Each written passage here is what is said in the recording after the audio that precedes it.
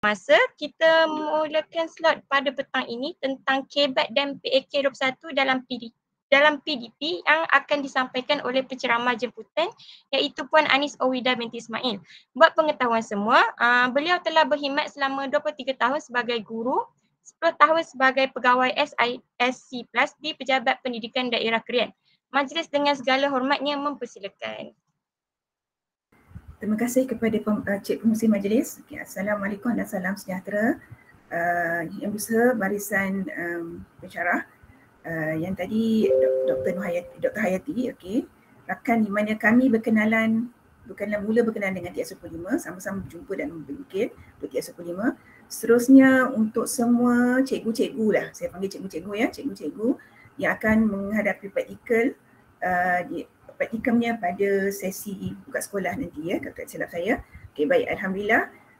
Jadi saya tertarik dengan tadi tayangan cerita Nick Vu, saya tak tahu nak sebut nama dia macam mana, Nick Vujicic silap saya, dengan kata dia, we are here for a reason. Kita ke sini, kita ada di sini, di mana kita ada kerana ada sebabnya, dan pada hari ini saya berada di sini ada sebabnya. Begitu juga dengan cikgu-cikgu yang lain, kita di sini ada sebabnya, dan harap-harap apa yang dikongsikan nanti ada impaknya kepada kita semualah. Okey, impaknya bukan setakat di dunia, moga sampailah ke akhirat juga. Okey, jadi saya teruskan dengan bahagian saya kena kongsikan tentang dua benda iaitu PAK 21 dan juga KBAT. Okey, so kita mulakan dengan PAK 21 dulu. Di sini gelap. Cikgu Ifah, okey, baru ada. Baik. Ini dia tentang pelajaran Bab 21. Okey. Saya harap selepas ini ada komunikasi antara kita sebab bila PAK 21 dia bukan satu hala. Dia kena berhala-hala, banyak hala lah nantinya ya. Okey. Baik, kandungannya nanti kita akan ada 3 perkara kita akan sentuh tentang PAK 21. Pertama tentang ialah betulkan yang biasa, biasakan yang betul. Dan kedua ialah PAK 21 versus SKPM Standard 4. Dan akhir sekali yang ketiga ialah God Eat. Alright. Seterusnya.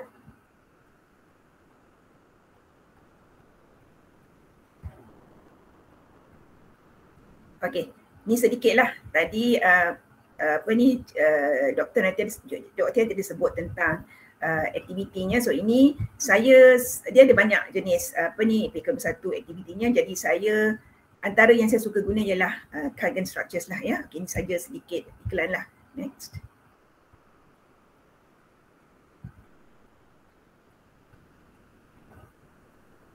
Okey, idea utama ya tentang apa dia PAK 21. Kita lah, dia macam mana pun cikgu lah. Cikgu sebagai pemangkin perubahan. Okay, kalau kita tak berubah, kita akan duduk di tingkat lama sebab kita lah sebagai pemangkinnya. Okay, next. Okay, objektif ya. Saya pun ada objektif juga. Kalau bukan sekat PH kita ada objektif. Untuk sesi ni, objektif saya lah, di akhirnya ni saya haraplah guru-guru yang depan saya ni akan dapat menapasti elemen PAK 21 dan seterusnya dapat menceritakan sedikit tersurat dan tersirat.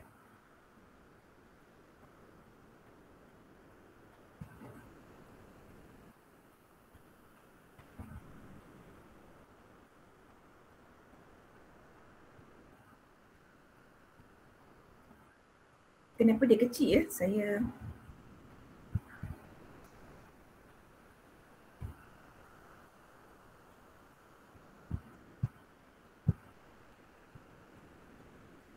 boleh tayang semula sebab saya tak nampak dah.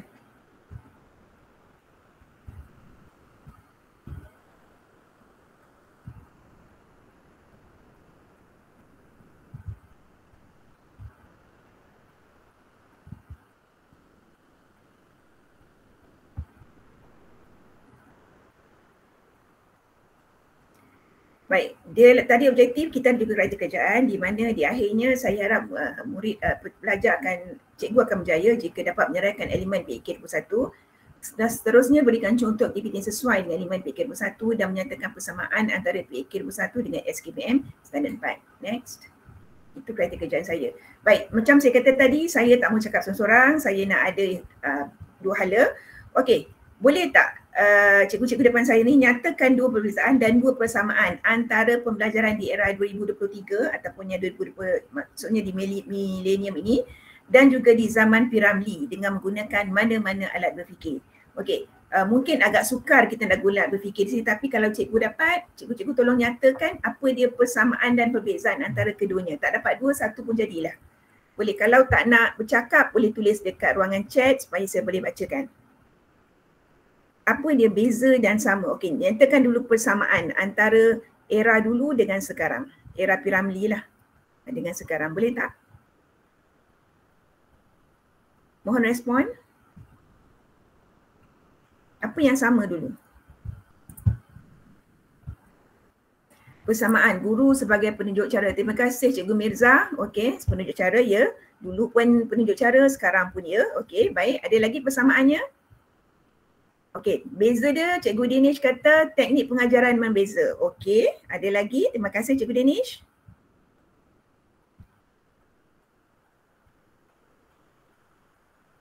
Ada lagi?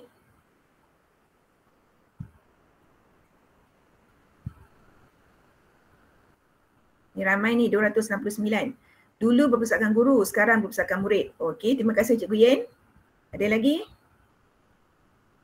Persamaan dia, pentingkan pendidikan dalam pembangunan masyarakat. Terima kasih Cikgu Ten. Cikgu Intan pula, pendekatan yang berbeza. Okey, terima kasih. Ada lagi? Saya nak dua lagi.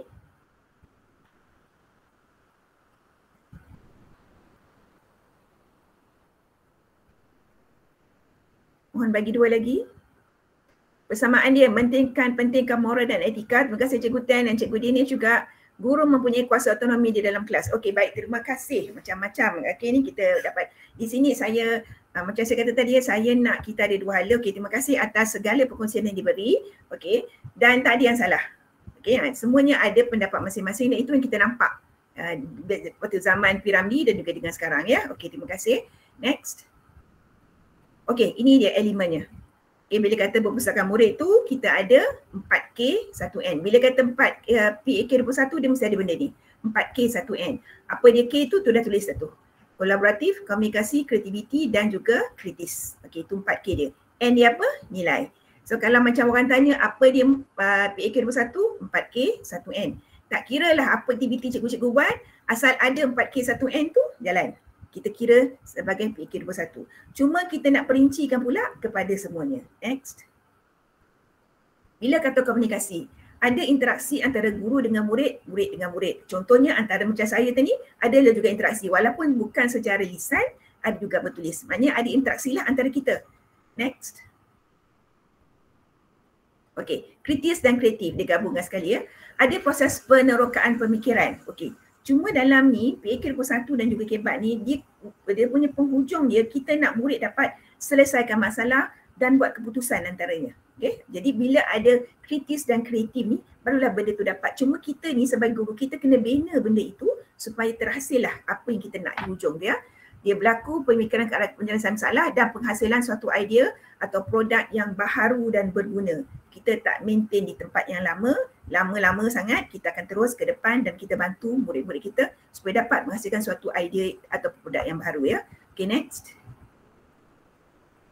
Okay, nilai dan etika. Okay, nilai dan etika macam cikgu, tak silap saya cikgu Ten sebut tadi tentang nilai. Dulu pun kita sebut pasal nilai, sekarang pun tetap nilai. Terutama kita orang Timur, kita ada banyak nilai budaya, adat yang saya rasa perlu dikekalkan sebab ianya mendatangkan banyak benda yang baik daripada yang tidak baiknya. Okay, next. Okay, kolaboratif pula, kerjasama dan muafakat. Bukan setakat murid dengan murid, guru dengan murid juga. Okay, kena ada dan seterusnya ianya perlu berlaku secara aktif dan menyeluruh. Bukan hanya sebagai murid saja. Okay, ada lagi tak? Next. Okay, baik, sekarang sekali lagi saya nak cikgu-cikgu depan saya ni berikan satu contoh aktiviti PAK21 yang melibatkan komunikasi. Boleh tak? Okay, dah berapa tahun dalam IPG tentu ada banyak yang telah dikongsikan oleh pensyarah kan? Okay, satu aktiviti PAK21 melibatkan komunikasi. Boleh kongsikan dengan saya? Parking lot, okay, terima kasih. Terima kasih Cikgu Ten. Cikgu Ten aktif. Okay, Cikgu Sharifah, hot seat, terima kasih. Cikgu Nurul Syazwani, main peranan, terima kasih. Okay, good. Ada lagi? Cikgu Idina, gallery walk, terima kasih. Ada lagi? Round table, okey, terima kasih Cikgu Muhammad Alim. Cikgu Intan, hot potato, okey, very good, macam-macam ada. Okey, nama saya tak nak dengar pun ada hot potato, okey, good. Okey, satu, macam ni lah saya belajar dari cikgu. Play and share, terima kasih Cikgu Afifah. kita ada, saya belajar dengan cikgu, cikgu kongsi apa yang cikgu, saya kongsi apa yang saya tahu. Okey, terima kasih cikgu. Baik, itu antaranya. Seterusnya saya, okey, next. Boleh tak tayangkan pada saya video tu? Hanya ada sedikit video lah, kita tengok sama-sama ya. Okey. Alah, suara tak ada ke? Video ni tak panjang, cuma 35 saat saja. Okey, cuba lagi sekali boleh tak?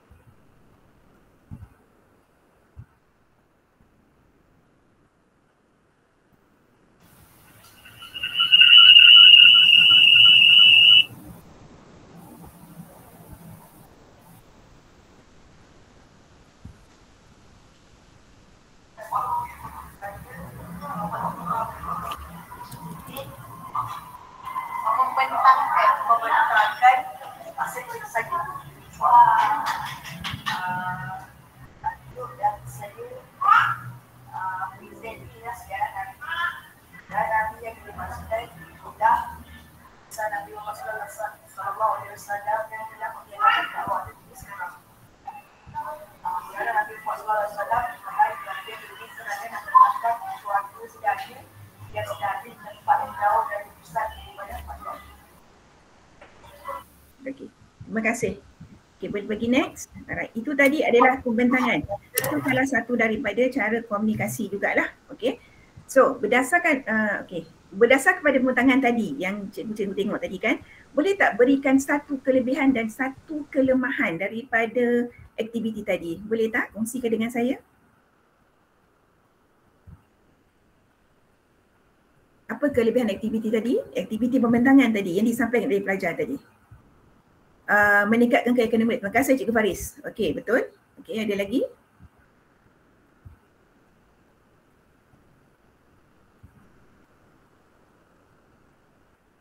Integrasi teknologi. Terima kasih Cikgu Nurul Intan. Ya, okey. Kelebihan penggunaan teknologi. Kelemahan murid baca saja bukannya menghafal. Terima kasih Cikgu Ten.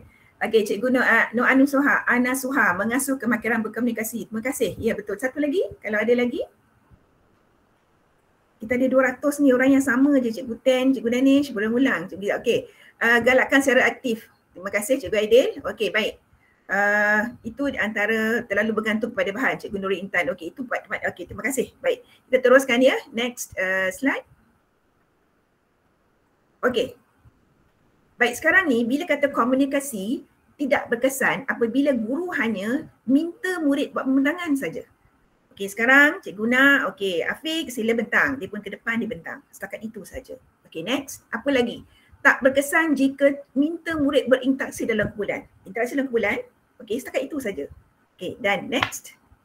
Minta murid bertanya. Kita minta murid bertanya. Okey, tanya soalan. Okey, tanya. Kita minta. Okey, jadi apa yang sepatutnya? Okey, next.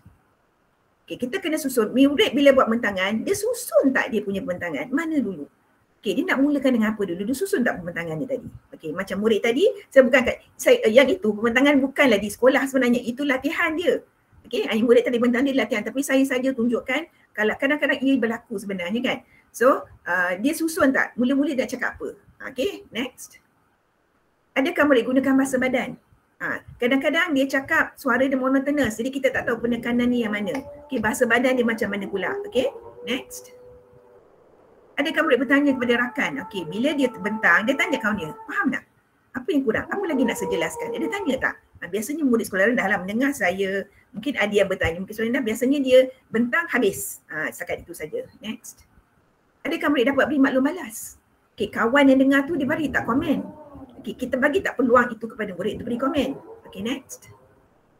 Adakah murid dapat jangkakan soalan? Okey, bila kita bentang macam saya ni, okey, misalnya saya bentang, Cikgu Yati pun sama, Dr. Yati pun sama, bila bentang, kita menjangkakan juga apa soalan akan ditanya. Okey, kita kena bersedia. Tapi murid, kita kena ajar dia untuk menjangka apa soalan akan ditanya. Okey, next.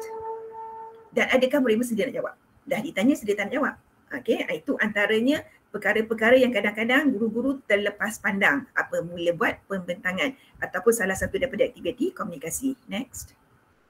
Okey, sepatutnya apa berlaku? murid dapat memerhati, mendengar dan beri maklum balas. Bukan setakat orang yang membentang, orang yang mendengar pun kena perhati, dengar dan beri maklum balas.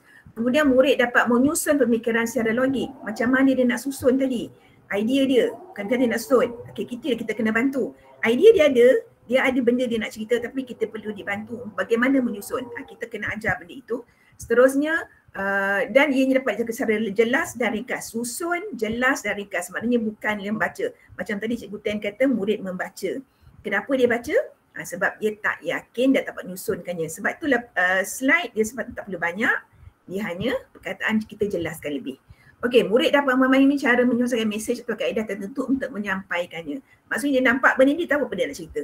Okay, dia bukan lebih perkataan, dia lebih kepada simbol-simbol ataupun lambang-lambang menyebabkan dia tahu dia nak cerita. Dan dia kena kuasai lah. Next, murid yakin berinteraksi dengan rakan mereka semasa menyampaikan sebarang topik. Dia yakin. Dia tak malu-malu, dia tak ada rasa segan untuk bercerita apa yang dia tahu. Okay, next. Okay, sebelum itu ada soalan tak tentang komunikasi? Okey, baik. Kalau tak ada, saya teruskan dengan kolaboratif. Okey. Tadi kita ada komunikasi, strategi kolaboratif. Okey, ini contoh ya. Guru menampal 5 maklumat berbeza di 5 stesen sekitar kelas. Murid dibahagi kepada 5 kumpulan. Setiap murid diberikan lembaran kerja yang tak lengkap. Kemudian untuk melengkapkan lembaran kerja tu, murid kena pergi dari stesen ke stesen untuk dapatkan maklumat. Dan murid diberi masa 5 minit. Lepas tu murid kembali ke kumpulan masing-masing. Dan kemudian adalah sesi soal jawab untuk tengokkan, untuk menyemak jawapan yang ada pada lembaran tadi. Okey, next. Soalannya, apakah kelemahan aktiviti ini?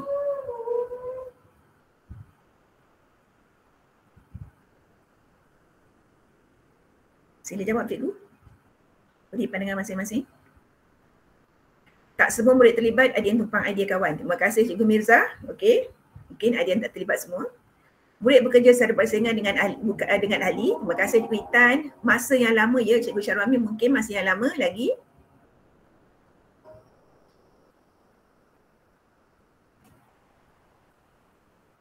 Tempat terhad ya mungkin sebab dalam kelas 5 stesen kan, kelas kan besar sangat. Okey, terima kasih. Satu lagi. Kawalan kelas agak sukar. Terima kasih Cikgu Zati. Susah dikawal sebab murid terlalu aktif ya. Bila semua murid bergerak. Betul kan? Okey. Sebab cuba tengok cikgu ya, saya tertarik dengan jawapan sekejap ya, Cikgu Nurul Intan. Murid bekerja berasingan dengan ahli. Okey. Sebab apa saya kata yang ini jawab murid. Yang lain bukan salah, betul ya. Cuma saya tertarik dengan jawapan ini. Kenapa? Sebab kalau kita tengok boleh tak back supaya perkataan nyatakan ni boleh ke belakang sekejap. Back. Okey, terima kasih. Murid diminta, setiap murid diberikan lembaran kerja yang tidak lengkap. Setiap murid kerja dalam kumpulan tapi semua orang dapat lembaran kerja yang sama pula tu. Kan? Jadi semua murid bergerak itu menjadi kawalan kelas. Sepatutnya dia buat macam mana cikgu? Bagi satu je. Kat mana? Dekat siapa bagi satu tu? Bagi satu untuk setiap Bagi satu ke bagus. Bagi satu untuk satu setiap kumpulan. Dan kemudian mereka yang berkenaan, mereka tentukanlah siapa yang nak bergerak untuk dapatkan maklumat. Betul? Okey, bagus. Semua kenal Jadi bila kata kolaboratif itulah dia. Sebab kadang-kadang berlaku, ni bukan, memang berlaku sebenarnya kadang-kadang guru terlepas pandang, dia bagi semua. Jadi bila bagi semua tak berlakulah kolaboratif sebab murid bekerja berasingan. Okey, next. Next. Okey, baik, inilah kolaboratif. Okey, di sini kolaboratif yang berkesan tidak terhasil jika agihkan murid buat tugasan dan kumpulan. Agihkan murid, okey, sahaja. Macam tadilah, agihkan murid, okey, dalam kumpulan tu masing-masing dapat. Next, terima idea murid, terima saja. Kemudian, minta murid berkongsi idea. Kita agih murid, kita ingat kolaboratif, kita agih murid kumpulan, kita menerima idea murid, lepas tu murid kongsi idea. Setakat itu saja. Okey, sebenarnya, adakah tugasan murid memerlukan mereka bekerjasama? Kita bagi kertas lebaran tadi tu, adakah ia memerlukan mereka bekerjasama? Maknanya, boleh bagi setiap orang satu. Nanti dulu, belum lagi. Jangan next lagi. Okey. Bukan maknanya salah semua orang dapat lembaran kerja, tak. Tapi mestilah berasingan supaya kita nampak dia membina, they help each other. Setiap orang membantu antara satu sama lain baru nampak kerjasamanya. Next. Okey, adakah murid selesa? Bila dalam kumpulan tu kadang-kadang, kenapa dia tak nak cakap kawan dia? Kenapa tak boleh berbincang? Sebab tak selesa. Tu antara yang kita kena tengok juga. Next. Okey, adakah murid galak beri pandangan yang berbeza? Dah dalam kumpulan tadi dah bincang, ada satu pandangan lain. Adakah kita beri galakkan mereka untuk beri pandangan yang lain daripada kawan-kawan lain? Next. Bila menerima idea tu, adakah murid berpeluang beri pandangan dan saling menghargai satu sama lain? Dia ni seorang ni, dia bagi idea yang lain daripada orang lain. Tapi kawan-kawan dia hargai tak idea dia? Diterima ke tidak tu lain cerita, tapi adakah kita menghargai? Ada tak kita ajar menghargai idea itu? Next. Okay, seterusnya, adakah idea murid sesuai untuk dikongsi? Kadang-kadang dia main bantai, dia buah segala-galanya kan. Okay, brainstorming lah kononnya. Okay, tapi kadang-kadang sesuai tak? Jadi murid tu sendiri kita kena ajar yang mana boleh kongsi, yang mana tak boleh. Okay, mana yang sesuai dikongsi. Next. Dan bila berkongsi, adakah kita beritahu mereka cara terbaik berkongsi idea? Okay, adakah cara lisan sahaja ke? Adakah dengan tulis ke? Dan sebagainya. Ya, okay. Setakat ni ada masalah, ada soalan? Okay. Ya, maksudnya tak ada apa lah ya. Okay, next. Okay, sepatutnya dalam kolaboratif kena ada kerjasama. Pelbagai kebolehan bekerjasama. Mungkin yang lemah kita boleh mungkin suruh dia ambil barang ke, okay.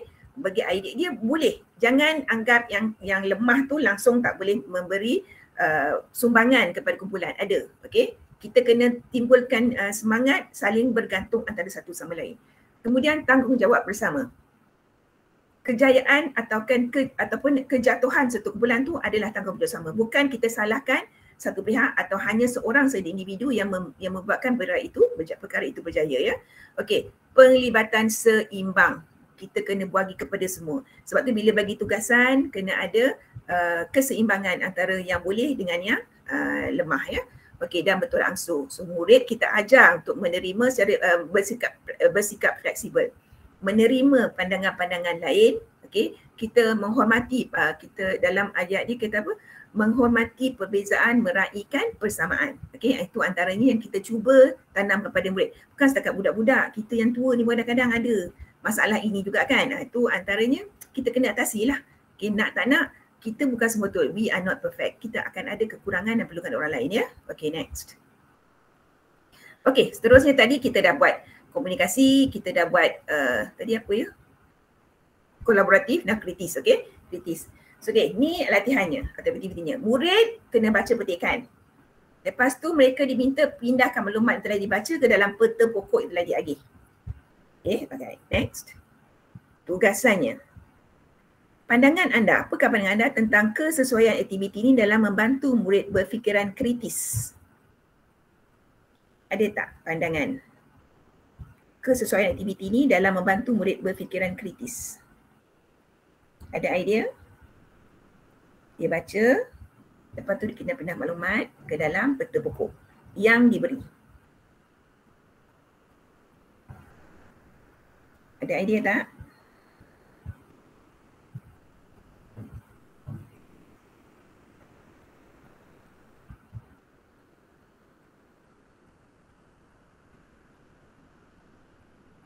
Ada?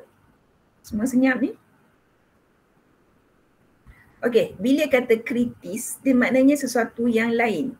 Tapi bila cikgu dah bagi semua orang dapat peta pokok, okey, itu kita dah spoon feed lah. Kenapa tak kita beri mereka peluang melahirkan, memindahkan maklumat itu dalam apa-apa peta yang mereka tahu, yang mereka nak guna, cipta sendiri pun tak apa. Yang penting maklumat tu terpindah. Okey, so kritis di sini, kalau jadi macam ni murid tak dapat nak kritis lah. Okey, sebab semuanya dah dibagi. Alright, itu antara contoh lah yang saya boleh bagi. Okay, next. Sebelum tu saya nak tanya, adakah semua orang dengan saya lagi ke dah tidur? Ada dengan saya lagi ke? Ada lagi. Okay, Alhamdulillah. Terima kasih cikgu. Okay, baik seterusnya. Terima kasih cikgu. Alright, kita teruskan dengan program kritis. Tidak terhasil sekiranya. Next. Okay, banyak group saya dapat ni. Okay, menggunakan sumber atau mengajar. Tak salah ya nak gunakan ni. Tapi hanya guna sumber atau alat bantu mengajar. Guna saja, kita bagi itu saja. Terhenti di situ. Okay, nanti kita tengok apa lagi maklumat dia. Next. Okay, minta murid beri pandangan dan idea. Tak salah. Betul. Tapi hanya setakat itu. Okay, next. Minta murid buat keputusan. Okay, memang kita suruh buat keputusan. Tapi hanya di situ. Bagaimana? Okay, next kita teruskan. Bila kata guna sumber, adakah sumber yang kita bagi itu cukup untuk mereka buat fikiran kritis? Macam saya kata tadi lah, kita dah bagi dah. dia punya peta pokok. Setakat itu saja. Kenapa tak kita bagikan pelbagai lagi jenis peta pemikiran supaya dia boleh pilih. Okay, cukup. Kena bagi yang sesuai dan cukup. Next. Adakah murid ada kemahiran cari maklumat? Dia kata yang cikgu bagi ni tak cukup, dia nak lagi. Kita bagi tak dia kemahiran untuk cari maklumat lain? Mungkin dari internet ke, daripada ensiklopedia ke, whatever lah yang ada. Jadi adakah kita beri kemahiran untuk mencari maklumat itu? Next. Untuk murid beri pandangan dan idea, adakah murid beri justifikasi? Okey, saya suka A sebab dia cantik. Adakah itu cukup? Okey, dia kena beri justifikasi yang secukupnya. Okey, dia ada keupayaan tak untuk itu? Adakah kita bantu mereka untuk itu? Next. Adakah murid dapat menyatakan idea secara daripada perspektif berbeza secara logik dan rasional? Okey, maaf salah ejaan ya. Dapat beri perspektif berbeza. Okey, contohnya kita nak A tapi dia berkenan B dan dia boleh menyatakan dia punya idea dia, perspektif dia berbeza. Okey, dan kadang-kadang kita tak nampak, murid kita nampak. Okey, bila kita minta mereka beri pandangan dan idea. Next. Bila buat keputusan pula, adakah alasan atau justifikasi terhadap keputusan yang dibuat? Munasabah ke tidak? Okay, yang buat tu, keputusan yang mereka buat tu sesuai ke tidak? Atau kan aja terhentam kromo. Ambil ni je lah, dia malas nak fikir. Okay, di situ kita minta murid keputusan biarlah ada alasan. Okay, next. Dan juga adakah guru beri peluang untuk membahaskan keputusan mereka? Okay, dia nak jawab A, dah tak payah kita ambil B. Okay, kita tak bagi peluang kenapa dia nak ambil A. Dia ada sebabnya. Beri pun peluang untuk membahaskan kenapa keputusan tu membahaskan keputusan rakan mereka. Yang sini maknanya dalam grup tu ada nak A, ada nak B dan keputusan kita dah ambil A. Tetapi kawan ni kata kenapa tak kita ambil peluang? Kenapa dia nak teruskan dengan B? Okay. Next, kritis ya. Seterusnya kita bagi kepada yang sepatutnya untuk kritis bermaklumat. Jadi maknanya murid dia boleh bagi secara kritis kiranya mereka ada maklumat yang mencukupi tentang perkara itu. Lepas tu kita timbulkan rasa ingin tahu mereka melalui pembacaan, penyoalan dan melakukan aktiviti hands on. Ini satu pengalaman ya, saya tengok satu sekolah, prasekolah. Cikgu tu dia bacakan satu cerita buku baru, big book. Dia baca, murid dengar. Kemudian dia henti di tengah-tengah. Kata orang tengah climax kan dia berhenti. Lepas tu murid tadi tertanya-tanya. Dia nak tahu lagi kenapa. Di situlah cikgu dah mula bertanya soalan, mereka meneka. Di sini antara yang kita boleh buat pemikiran kritis. Kita tanya, kalau jadi macam ni apa jadi? Mereka bolehlah berfikir. Oh, kalau jadi macam ni kau cikgu. Dia bagi kritis dia. Okey, sebab dia sikap ingin tahu dia. Kemudian buat keputusan yang berasas. Okey, bila dia ada cukup maklumat, bolehlah dia berikan keputusan berasas dengan bukti yang mencukupi lah. Seterusnya berfikiran terbuka. Okey, ini pun sama dengan saya kata tadi. Kadang-kadang bukan budak-budak, orang tua pun sama. Dia kadang-kadang hanya menerima pendapat dia saja. So kita kena ajarlah anak murid kita bagaimana berfikiran terbuka, menerima kepelbagaian pendapat. Okey, dan satu lagi di tempat tu, merendah diri. Okey, jangan boasting lah. Kita ada humble tu kena ada. Okey, next. Okey. Ini saya bagikan contohnya ni untuk di SKP tahun 6 Bahasa Melayu. Next. Okey, aspek seni bahasa menghasilkan bahasa sastra dengan menyerapkan keindahan dan kesantunan bahasa serta mempersamakan secara kreatif. Ada 4.3.1 puisi dengan bahasa indah dan santun berdasarkan bahan rangsangan dan bersembahnya secara kreatif. 4.3.2 sama juga macam tadi puisi tadi tapi dia cerita, menghasilkan cerita tadi puisi. Dan 4.3.1.3 menghasilkan seni kata lagu berdasarkan bahan rangsangan dan bersembahkan gaya kreatif. Itu ada 3 ya. Okey, next. Ini ialah tentang kreatif. Next. Tentang kreatif kita dah buat kritis kreatif. Okey. Tugasannya berpanduan kepada SKSP tadi, cadangkan satu projek mudah untuk kemahiran tersebut dengan menyertakan ringkasan projek. Apa yang cikgu-cikgu boleh buat kalau nak buat projek berdasarkan SKSP tadi? Nak buat puisi, buat cerita, lirik lagu. Boleh tak cadangkan dekat sini?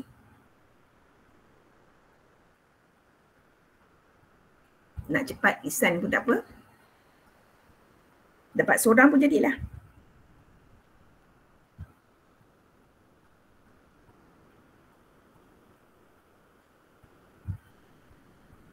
Ada?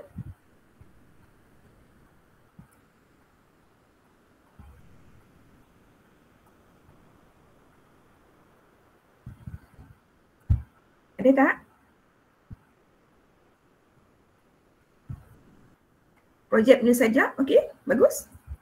Okey, penulis sajak bertemakan apa? Tak apa, tadi betul lah tu. Projek menulis sajak, mungkin cikgu dah bagi dia kata-kata tertentu, perkataan-perkataan yang perlambangan cikgu nak mereka guna. Okey, bagus. Okey, itu satu cara yang bagus. Okey. Next. So, bila kreatif ni, okey, tak berhasil sekiranya hanya minta murid menghasilkan produk. Selalunya scrapbook lah. Okey, okey, cikgu nak kita buat scrapbook. Cikgu dah tentukan apa dia hasilnya. Okey, next. Bukanlah salah, okey. Tapi kalau setakat itu saja. Seterusnya menerima respon yang betul ikut skema. Okey, setakat itu saja. Kita tengok murid dah bagi, kita ada skema, kita ikut. Setakat itu saja. Okey, next. Yang ketiga ialah menerima hasil kerja murid. Memang kita terima kan? Okey, adakah setakat itu saja? Okey, kita tengok. Hasil produk tu asli ke tidak? Dia tiru ke? Dia ambil dari mana-mana ke? Dia copyright ke? Dia ciplak ke? Kena tengoklah. Okay, next. Dan hasil tu adakah murid diminta menyatakan idea alternatif dan memberikan justifikasi? Di sini bila kita buat projek, kita lebih kepada proses. Bukan pada hasil produk itu saja ya. Kita tengok pada proses. Proses yang menunjukkan sama ada ia asli atau tidak. Dan adakah idea alternatif? Dan kenapa dipilih itu justifikasinya ya. Okay, menerima respon next. Adakah murid digalakkan memberi pandangan dalam pelbagai aspek? Bila kita bagi dia produk, dia dah hasilkan dia punya projek tu tadi, kita dah bagi dia buat sesuatu yang kreatif, kita galakkan beri pandangan pelbagai aspek. Kenapa dia buat bentuknya? Tertanyung tayar dia tak nak buat bulat, dia nak buat 3 segi. Kenapa? Okay, ada tak kita galakkan dia beri pandangan dia? Okay, next. Okay, kita benarkan mereka buat kesilapan. Jangan sentiasa kita menyangka murid kita dah ajar-ajar mesti betulnya. No. Kita beri mereka peluang biar mereka buat silap. Kadang-kadang pembelajaran kesilapan itu dia impak dia tahan lebih lama. Okay, next. Dan adakah mereka dapat beri justifikasi? Macam tadilah. Bila justifikasi ni sebenarnya lebih kepada kebat ya. Sebab kita kena buat penilaian. Kita kena buat menakul. Kita kena reflect dan semacam-macam lagi kita kena buat ya. Dan yang terakhir ialah adakah murid lain berpeluang menilai hasil kerja rakan mereka. Ni kita panggil apa, pentadsiran rakan sebaya. Okay, kita bagi tak selamanya cikgu je ambil. Ada tak kita beri peluang untuk murid menilai hasil kerja rakan-rakan mereka. Next. Okay, sepatutnya macam tadi banyak kali diulang berfikiran terbuka. Murid melihat situasi sedia ada dari pelbagai sudut dan menjana idea dan melakukan sesuatu dengan cara yang berbeza. Okay? Jadi kalau macam satu soalan kadang-kadang kita tanya, selalu pergi sekolah, kita naik bas, kita naik basikal, kita naik kereta. Boleh tak cara lain untuk pergi ke sekolah? Okay? Dia kata naik boat, okay, naik sampan. Ada pelbagai cara kan. Jadi kadang-kadang kita tak terfikir itu. Okey, pemikiran membina. Murid menghasilkan dan menggunakan idea-idea baharu dalam konteks tertentu dan menjana hasil yang positif. Kita nak pemikiran membina, maknanya benda tu mungkin dia dah tengok perkara tu dah lama tapi dia buat sedikit perubahan. Okey, untuk lebih mudah. Itulah untuk memudahkan perkara itu. So di sinilah kita kata membina, pemikiran membina. Dan berani mengambil risiko. Yang ketiga ya, berani mengambil risiko. Kita berani tak? Kita dah selesa dengan keadaan sekarang. Berani tak kita mencuba sesuatu yang kita tak pernah buat? Benda kali ini kita kena tanam pada murid kita sebab masa depan kita tak tahu macam mana. Macam dulu kita tak pernah 2 tahun tutup sekolah ya. Tiba-tiba kena tutup. Pembelajaran banyak terhalang lah, kita banyak dia punya kekangannya. Tapi kita kena, life must go on. Jadi kita pelbagai cara kita buat. So kena berani ambil risiko. Tak pernah belajar online, kita dah boleh buat. Masa mula-mula dulu saya jangankan murid, saya menjadi macam perak, orang Perak kata perak kan. Tak pernah kita tengok diri kita dalam komputer. Jadi perkara-perkara itu kena buat. Walaupun kita tak pernah buat, tak semestinya tak berjaya. Okay, kita cuba ambil risiko dan berpandangan jauh. Okay, murid mempunyai hala tuju yang jelas dan berimajinasi secara asli serta tidak mengikut kelaziman. Berani mencuba sesuatu yang baru. Okay, next. Okay. Akhir sekali, dapat K1N, kita dah kolaboratif, komunikasi semua dah. Sekarang kita pergi kepada nilai murni. Okay, sebelum tu, selama ni lah, cikgu-cikgu di sekolah dulu masa belajar, okay, pengalaman cikgu sendiri bila pergi ke sekolah dulu, macam mana penerapan nilai murni dijalankan? Boleh tak kongsi dengan saya? Bagaimana pelaksanaan PDP tentang nilai murni?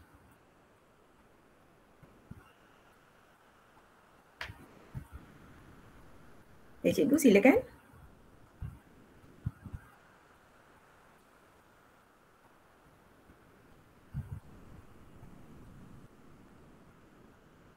Cikgu bercerita, terima kasih Cikgu Aiman. Bercerita, okey. Bercerita lagi. Ada banyak, okey lagi. Terapkan secara tidak langsung dengan menasihati. Terima kasih Cikgu Nurul Syazwani. Sambil PDP, terapkan dia dalam pada hujung pengajaran. Terima kasih Cikgu Mirza. Ya, ada lagi? Satu lagi.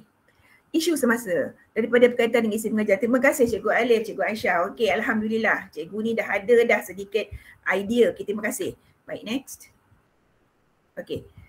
Penerapan selitkan nilai dengan apa yang diajar. Terima kasih Cikgu Nazmi. Ya, itu antaranya. Betul. Okey, so selalunya ini perkongsian daripada apa yang dilihat lah ya. Nilai hanya tulis dalam H. Memang kena tulis pun, tapi hanya setakat dalam tulis saja tak boleh lah. Okay, next. Minta murid menyertakan nilai murni semasa sesi PDP macam tadi. Tak salah, betul. Tapi cuma kita kena perkembangkan lagi daripada situ. Okay, next. Minta murid laksanakan. Kita minta murid laksanakan. Okay, nilai. Tak salah, betul itu. Okay, tapi dia ada kata orang yang tersirat di dalamnya. Next.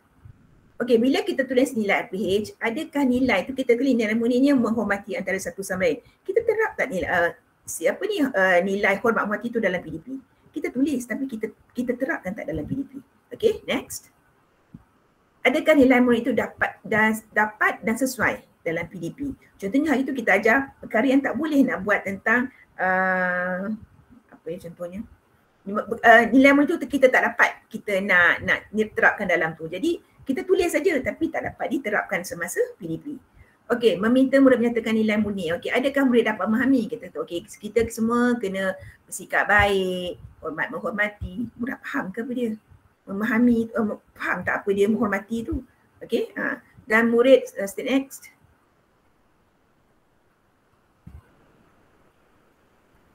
Okey, adakah murid tahu bagaimana menzahirkan nilai murni itu dan tingkah laku mereka? Okey, biasanya contoh senang lah bila orang datang ke sekolah. Sekarang nilai wish atau greet tetamu tu dah kurang, dah semakin kurang. Cakap Assalamualaikum ke, selamat pagi ke dah kurang. Okay? Jadi dia tahu tak nilai tu kenapa kita kena greet people like that? Okay? Dia tahu tak? Itulah kita kena tanamkan dengan murid-murid kita ya. Okay, next, melaksanakan nilai murid tadi. Adakah murid faham kesan amalan tu?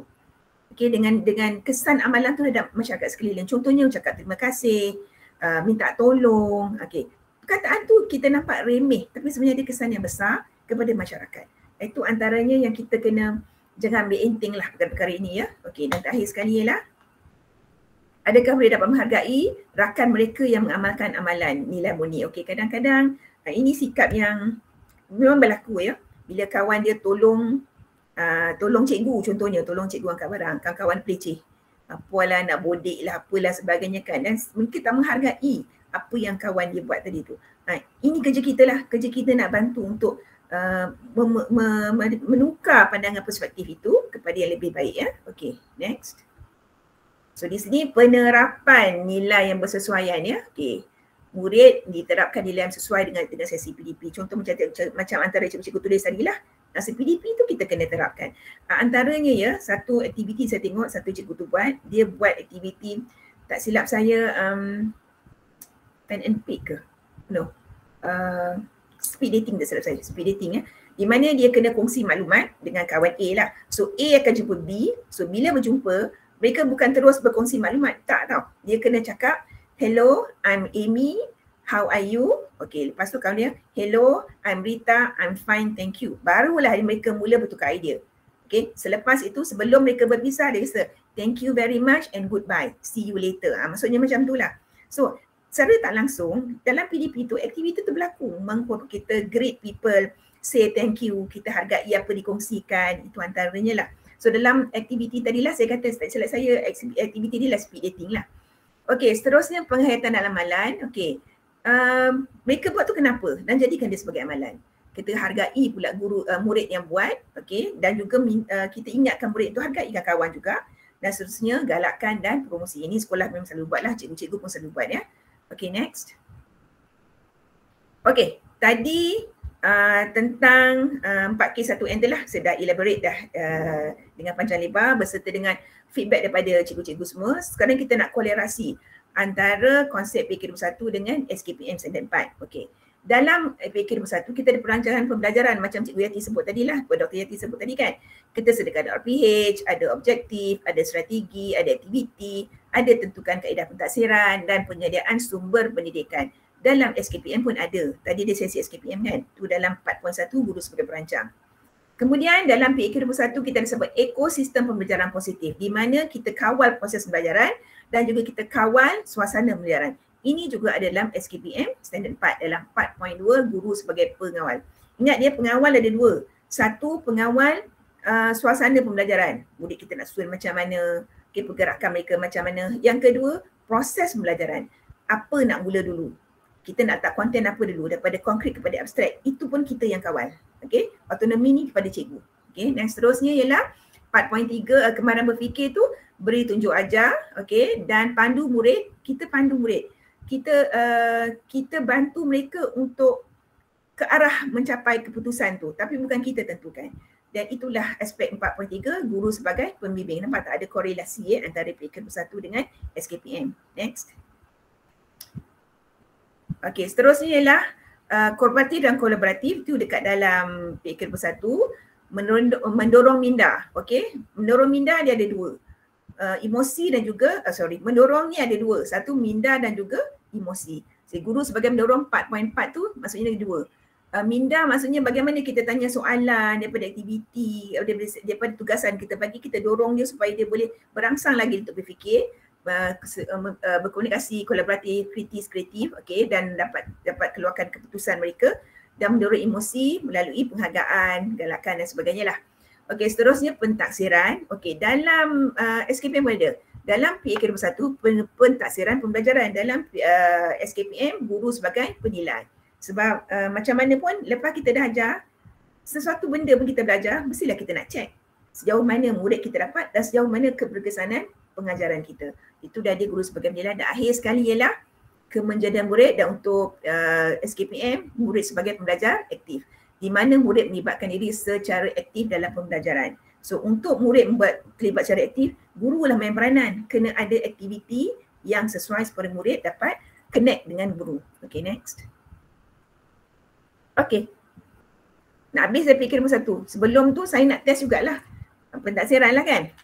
Okay, apa yang cikgu faham tentang pelajaran abad 21? Dan saya nak cikgu tolong berikan pada saya tentang abad 21. Cikgu bina satu soalan.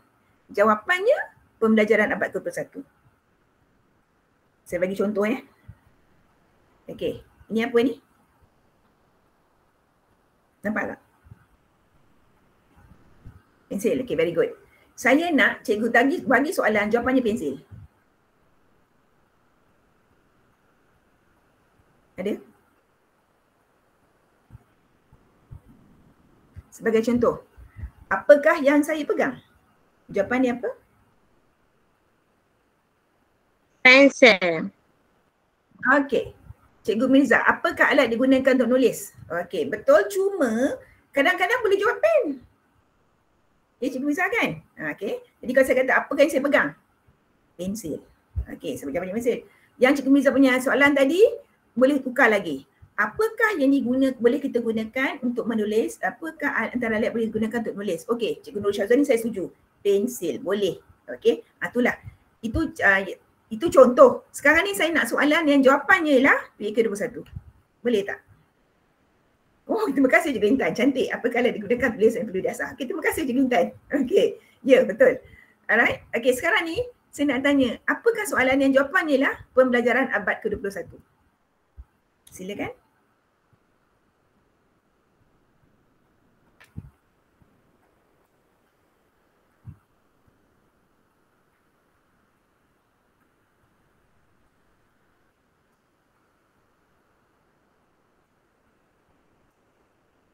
Selain daripada menggunakan Cikgu Ten, terima kasih. Okey, tapi saya tak nak jawapan pensil. Saya nak jawapannya pembelajaran abad ke-21. Yang tadi pensil tadi contoh je.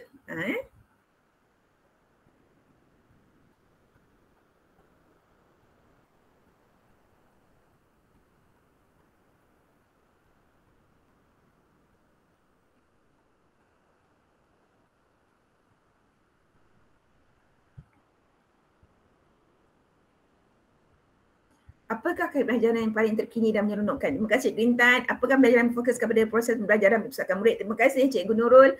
Apakah jenis pembelajaran yang melibatkan kolaboratif antara guru murid? Apakah, saya dah hilang dah.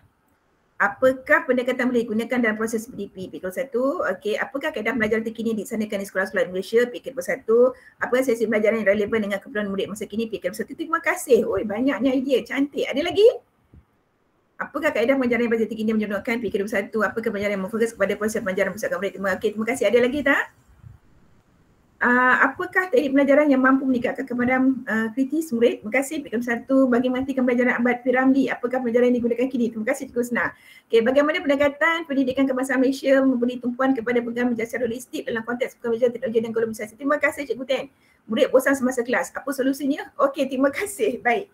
Alhamdulillah, semuanya betul. Okey, terima kasih. Cikgu-cikgu kreatif lah. Terima kasih. Dan sebenarnya apa yang cikgu buat, cikgu telah beri kepada saya definisi apakah pembelajaran abad ke-21.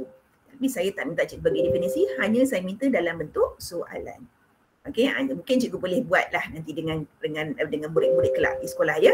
Okey, ada lagi ke untuk yang ini? Next. Okey, terima kasih. Ini untuk PK21 ya, belum masuk kebat lagi. Baik, boleh pergi ke kebat pula. Okey, setakat ni boleh tak cikgu bagikan saya berapa bintang untuk pemahaman cikgu tentang PAK21 sementara tunggu rakan tukar slide saya. Dah boleh pergi ke kebat ya. Okey, boleh tak berikan berapa bintang pemahaman cikgu? Daripada 1 hingga 5, 5 paling faham, 1 5 bintang. Terima kasih Cikgu Nurul Syazwani. Faham ya? Okey, alhamdulillah. Ada lagi? 5, okey.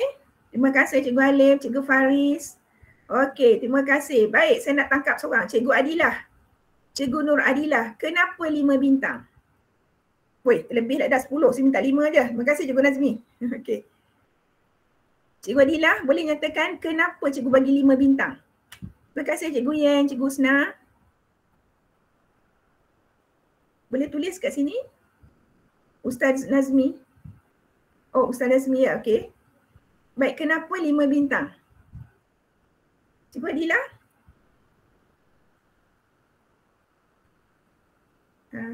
Silap saya nama dia tadi. Nur Adilah binti Abdul Razak.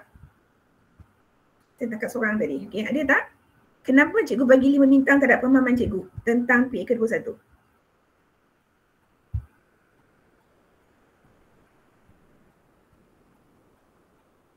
Ada? Okey, di sinilah maknanya cikgu ya, bila cikgu dapat jawapan kita tak terima budak, kita tanya. Bukan kita persoalan, kita nak tahu setakat mana pemahaman dia. Bukan Cikgu Adilah malu, tak apa. Okey. Nanti kalau Cikgu Adilah ada idea, Cikgu Adilah, oh jelas ada komunikasi dua hala dapat menjadi idea baru. Terima kasih Cikgu Mirza. Okey, Cikgu Mirza membantu sebab banyak input baru tentang PAK21. Terima kasih Cikgu Adilah. Alright, okey, dapat dah idea. Okey, terima kasih. Jadi maknanya nanti bila dengan murid-murid pun jangan terima bulat-bulat. Kita bukan mempertikaikan jawapan dia, kita nak tahu more. Dan kita nak supaya mereka dapat melahirkan pendapat mereka. Ya, okey, membahaskan. Okey, terima kasih. Okay, sekarang kita pergi kepada kebat pula ya. Okey, teruskan. Okey, nanti setakat tu dulu ya. Sekarang, cikgu dah ajar kebat dah. Okey, di sekolah pun ada kebat, dekat IPG lagi ada kebat. Apakah yang cirinya bukan kebat? Kita tahu ciri-ciri kebat sekalian bukan kebat. Okey, next. Cuma saya nak jawapan cikgu dalam bentuk pantun 2 kerat. Cikgu Mirza, good, chalk and talk, tapi itu bukan pantun. Sila ubah ke bentuk pantun 2 kerat. Silakan. Tak payah banyak-banyak, 2 kerat cukup.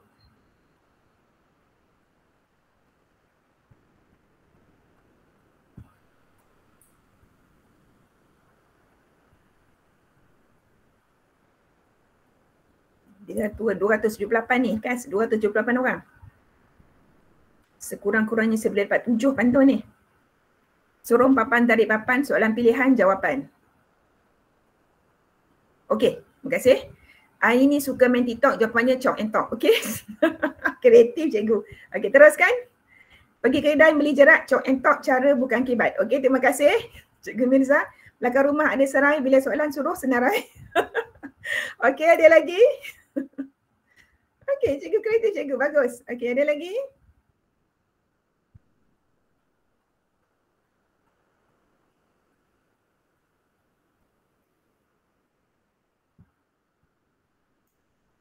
Kalau boleh saya nak lagi 2.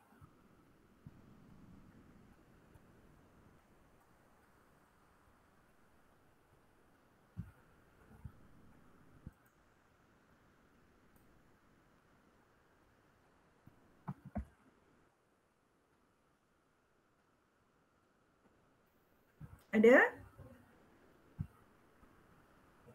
Pergi ke laut tangkap ikan, soalan minta nyatakan.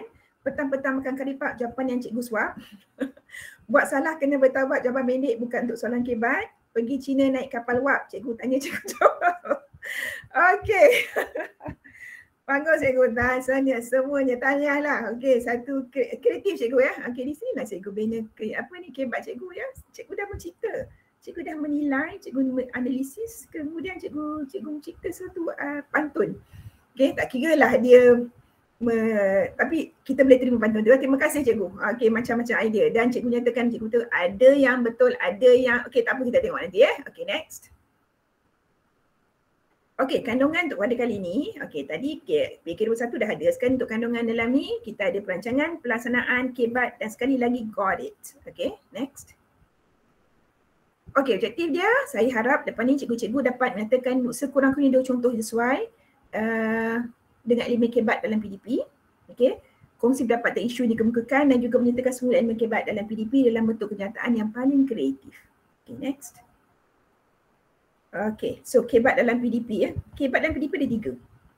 Perancangan, pelaksanaan, refleksi. Sama dengan yang apa cikgu Hati sebut tadi, perancangan, plan, pelaksanaan, do, refleksi, check. Check saja tak kena, kita kena buat action selepas itu sebab refleksi nanti kita ada penambahbaikan. Okey, next. Alright, next. Okey, tadi kita ada 3, perancangan, pelaksanaan, refleksi. Sekarang kita beri fokus kepada perancangan. Okey, next. Dalam perancangan, ini saya punya perancangan ada 4 perkara yang kita kena tengok. Kita ada objektif, sama macam tadilah. Ada set induksi, next. Ada aktiviti dan terakhir sekali ada pentaksiran. Okey, kalau kita tengok 1, 2, 4, ketiga tu dia ada kebat. Yang 03 tu ada lebih kepada aktiviti berdasarkan objektif PDP. Okey, objektif dia tadi ada kebat kan? Okey, macam mana kita nak tahu objektif kita ni ada kebat? Okey, next. Okey, jom teruka. Antaranya cara nak tengok ialah ada kata tugas yang sesuai. Dia ada banyak tau kata tugas tentang kebat ni, ada terlalu banyak. Saya tak tertulislah semua. Saya cuma ambil sedikit saja. Menggunakan, menganalisis, membanding, merancang, memilih dan mencadang. Tadi ada satu dia kata bila kita sudah senaraikan. Okey, betul. Kalau setakat senaraikan mari kita mengingat semula lah. Okey, betul. Kemudian menyatakan. Menyatakan kadang-kadang boleh jadi menilai tau. Bila kita minta mereka menyatakan pendapat mereka. Okay, so menyatakan tak semestinya dia hanya kepada mengingat semula atau memahami. Dia boleh kepada kebat juga. Ia bergantung kepada apa yang cikgu nak lah. Ya, okey. So, apa tugasannya? Ada tugasannya ni. Okey, next. Okey, ni saya ambil SK dan SP daripada Bahasa Melayu tahun 5. Okey. 1.7. Berbincang dan berunding tentang suatu perkara. Okey, ini adalah siapa cikgu BM kat sini ya. Ini 1.7 ni kemahiran apa? Kita ada 3 kemahiran kan? Ini kemahiran apa? Mendengar dan bertutur. Mendengar dan tutur. Memang lepas lah, memang boleh jadi ni. Okey, terima kasih Tania. Okey. Kita ada 2 aspek. Aspek tu apa dia? Seni bahasa dengan tata bahasa. Tata bahasa. Okey, Tania. Alright, so kita ada 3 kemahiran, 2 aspek. Okey, cuma hari ni kita dengar dengan tutorial ya. So 1.7.1, berbincang tentang suatu perkara yang didengar atau dilihat untuk bertukar-tukar pandangan secara rasional dengan ayat yang gramatis dan bahasa yang santun. Ini adalah SK dan SP-nya. Sekarang ni, next, tugasan cikgu. Berdasarkan pada SK-SP tadi, tuliskan satu objektif pembelajaran menggunakan salah satu kata tugas di atas. Buat OP, objektif pembelajaran menggunakan, ini berdasarkan pada SK tadi, SK-SP tadi, kena buat satu objektif pembelajaran tapi kena guna salah satu kata tugas di atas. Pilihlah mana-mana pun tak apa. Nak dia lain pun tak apa.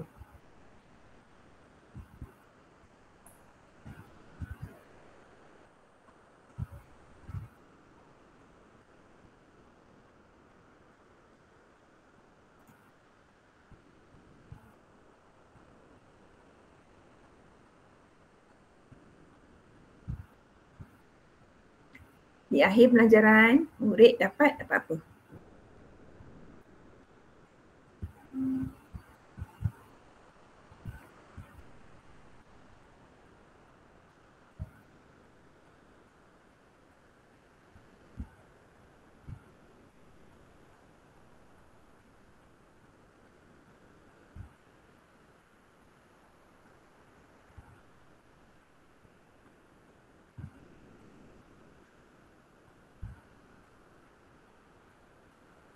Ada idea?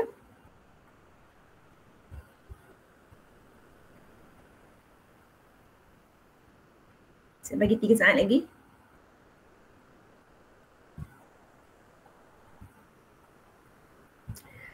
Ulang soalan. Soalan dekat situ cikgu Intan. Tuliskan satu objektif pembelajaran yang menggunakan salah satu kata tugas di atas. Okey, SP dia 1.7.1. Tapi kena buat OP yang menggunakan salah satu kata tugas di atas untuk menunjukkan dia adalah objektif berceritakan KBAT.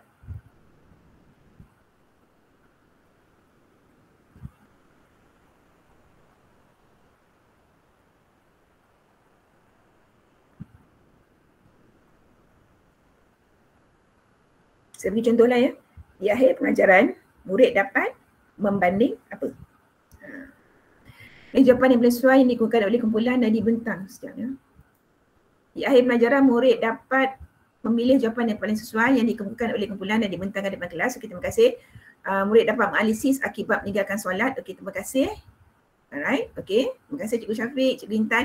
Murid perlu membincangkan tentang kesan-kesan yang dihadapi daripada pencemaran alam sekitar. Terima kasih. Macam-macam idea. Bagus. Ada lagi? Okay, membincangkan, kita ada menganalisis, memilih, okey. Membanding kebaikan dan keburukan televisyen. Terima kasih. Okey, bagus. Okey, saya terus boleh settle. Terima kasih cikgu. Cikgu bagi respon yang sangat baik. Terima kasih. Okey, boleh teruskan dengan next slide. Okey, ini contoh jawapan saya. Contoh cikgu ya. Ini bukan yang terbaik, ini contoh. Okey, teruskan. Okey, daripada SK dan SP ni, di akhir pembelajaran, murid dapat memilih, saya pilih perkataan pilih ya, satu tempat untuk lawatan Persatuan Bahasa Melayu, hasil perbincangan secara rasional dengan menggunakan ayat yang gramatis dan bahasa yang santun bersama-sama rakan berdekatan. Okey, kenapa saya masukkan ini? Sebab sebenarnya saya nak uji mereka, fokus sajalah perbincangan secara rasional dengan ayat yang gramatis dan bahasa yang santun. Tapi dalam pada mereka berbincang itu kena ada tugasan. Nak bincang pasal apa supaya mereka dapat menggunakan ayat yang gramatis. Kena pilih. Pilih apa? Tempat lawatan. Yang cikgu buat tadi tak salah. Cuma cikgu kena ingat kita punya SP kita lah bertukar pandangan secara rasional dengan ayat yang gramatis dan bahasa yang santun. So itu menjadi fokus kita. Okey, jadi kita masukkan pilih ni supaya apa yang mereka bincangkan ini ada tujuan lah. Ni so bincang macam apa? Kan? Tujuan tentang tempat lawatan. Jelas ke di sini? Ada yang tak puas hati? Ada pandangan lain? Silakan. Okey, jelas. Terima kasih Cikgu Nur Ain Fitrah. Okey, ada lagi? Ada pandangan lain? Mungkin cikgu kata tak sesuai lah. Cikgu kena macam lain lah. Okey, tak apa. Saya terbuka untuk pandangan kedua, ketiga, kelima, 10 misalnya terima. Ada lagi?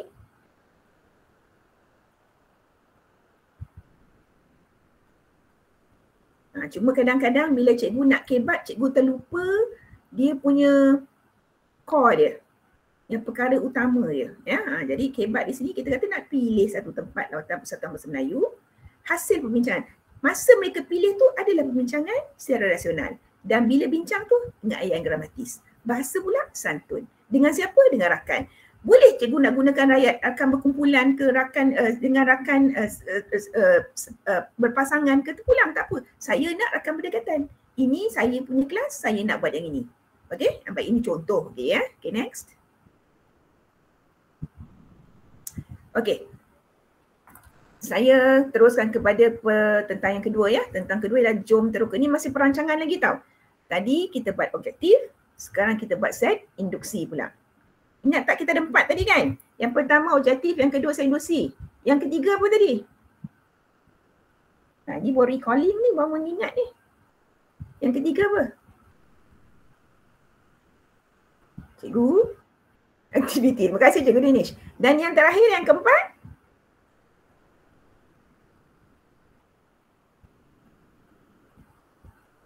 Refleksi. Refleksi tu satu lagi. Sebenarnya pentaksiran. Okay, tak apa. Kita tengok nanti. Alright, seduksi menggalakkan kebat. Bila kata seduksi, dia ada banyak aktiviti seduksi cikgu kan. Cikgu dah lama dekat IPG dan macam-macam pensyarah dah bagi. Tapi kita nak yang berasaskan kebat. Cikgu pilih daripada aktiviti yang cikgu dah buat, yang cikgu dah diajar kan. Antaranya ialah connect concepts. Ni saya ambil daripada bacaan bahasa Inggeris. So saya tak tukar lah ya. Cikgu-cikgu pun faham lah ni. So connect concept maknanya kita panggil sel-sel otak saling berhubung daripada yang apa dia tahu dengan apa yang barulah. Okey, kemudian encourage questioning. Timbulkan rasa nak bertanya. Kemudian making inferences. Okey, dan juga use graphic organizers. Alright, apa dia tugasannya? Okey, masih lagi SP, SK yang sama.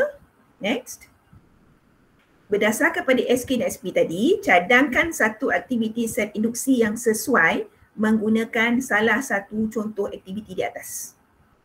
Tadi cikgu dah bagi saya objektif. Sekarang bagi bagaimana cikgu nak buat aktiviti tentang set induksi menggunakan salah satu contoh di atas.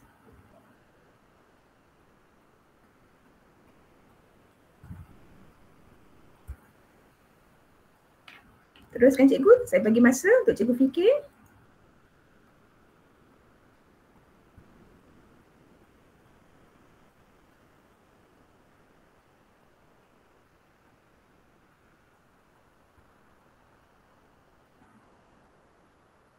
Kotak misteri. Okay, kotak misteri dekat mana dalam aktiviti yang kat atas tu Cikgu Nurul? Connect concepts ke encourage ke ni dari mana? Tu cantik, betul. Kotak misteri tak salah, boleh. Boleh dikaitkan dengan aktiviti yang mana di atas tu tadi, di 4 tadi. Puzzle, encourage questioning. Terima kasih Cikgu Nurul. Okay, puzzle yang mana? Cikgu Nurul Intan Syamimi. Nurul ramai. Okay, Nurul Intan Syamimi. Okay, ini yang mana? Kalau puzzle tadi, dekat mana antara 4-4 tadi?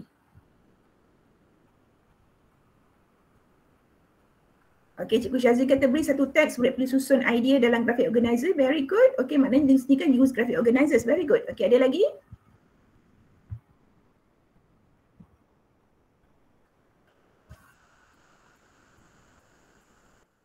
Buat gambaran untuk datang ke suatu tempat tapi tak disebut. Okey, terima kasih Cikgu Mizaya. Itu kita kata connect concepts ataupun making inferences. Boleh? Okey, bagus. Wah, rasanya bersemangatlah nak pergi ke sekolah ni. Kami di daerah pun bersemangat nak terima cikgu ni. Okey, terima kasihlah IPG dapat melahirkan guru-guru yang sebegini ya. Okey, alhamdulillah. Tahniah. Okey, next.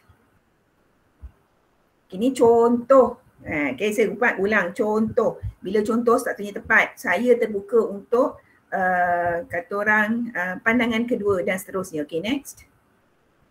Okay, masih lagi SP. Saya nak guna graphic organizer sama dengan cikgu apa tadi tu yang guna graphic organizers tadi, sama dengan cikgu Nur Shazlin tadi Okay, good. Alright, murid diminta menyenaraikan 3. Saya masih lagi cerita pasal panitia tadi sebab ini kelas saya. Okay. Menyenaraikan 3 tempat menarik di Malaysia beserta kelebihan dan kekurangan yang mereka tahu di setiap tempat menggunakan sebarang alat berfikir. Okay, so sendosi saya, mereka kena bincang dalam kumpulan tentang 3 tempat menarik dan 3 tempat menarik kekurangan dan kelebihan. Dan di sini juga kadang-kadang kita boleh buat terbeza cikgu. Okay, kalau murid yang pandai, kita kata menyenaraikan sekurang-kurangnya 3 tempat dengan sekurang-kurangnya 3 kelebihan dan kekurangan. Murid yang lemah, kadang-kadang dia hanya mampu buat 2, tak apalah. Dan sebenarnya cikgu dah berlaku terbeza di situ. Sebab cikgu bagi peluang kepada murid yang lemah buat juga. Tapi ikut kemampuan dia. So set induksi pun kita dah boleh buat terbeza. Okay, itu contoh cikgu saya bagi. So murid diminta menyenaraikan 3 tempat menarik di Malaysia beserta kelebihan dan kekurangan yang mereka tahu di setiap tempat menggunakan sebarang alat berfikir. Okay, mungkin 3 banyak. Kalau kelas A dia mungkin laju nak tulis. Kalau kelas B janganlah ambil sampai 3. Ambil 2 sudahlah. Okey, nyatakan satu kelebihan satu kekurangan contohlah. Okey, next. Okey. Tadi kita dah buat objektif, kita dah buat set induksi. Now we go to aktiviti berpusatkan murid. Okey, ini contoh.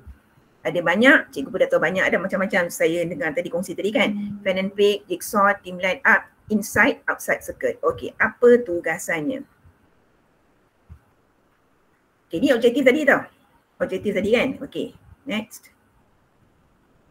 Berdasarkan pada objektif di atas, cadangkan satu aktiviti menggunakan salah satu dari contoh yang diberi untuk mencapai objektif tersebut. Ingat ya, bila kita buat aktiviti, ia mesti berkaitan dengan objektif. Jangan aktiviti lain, objektif ke laut. Dia tak sama. Bila tak sama, objektif tak capai lah. So, objektif saya, mereka kena bincang secara rasional menggunakan ayat gramatis dengan bahasa santun tentang nak pilih satu tempat lautan persatuan bahasa Melayu dia ni. So, satu aktiviti. Aktiviti mana yang nak buat? Okey, kalau cikgu nak buat yang mana cikgu?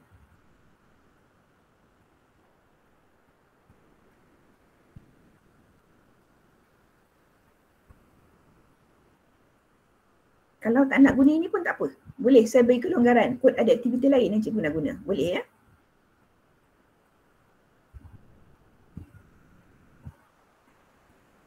Ada cikgu? Oh, dah 290 orang dah ni. Team line up macam mana Cikgu Mirza? Cerita sikit.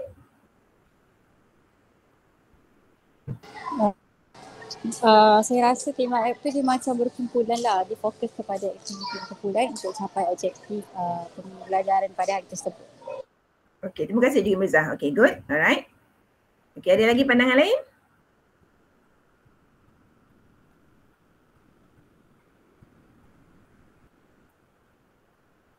Boleh kalau nak aktiviti lain pun tak apa. Saya hanya menulis bagi contoh lah beberapa. Ada lain?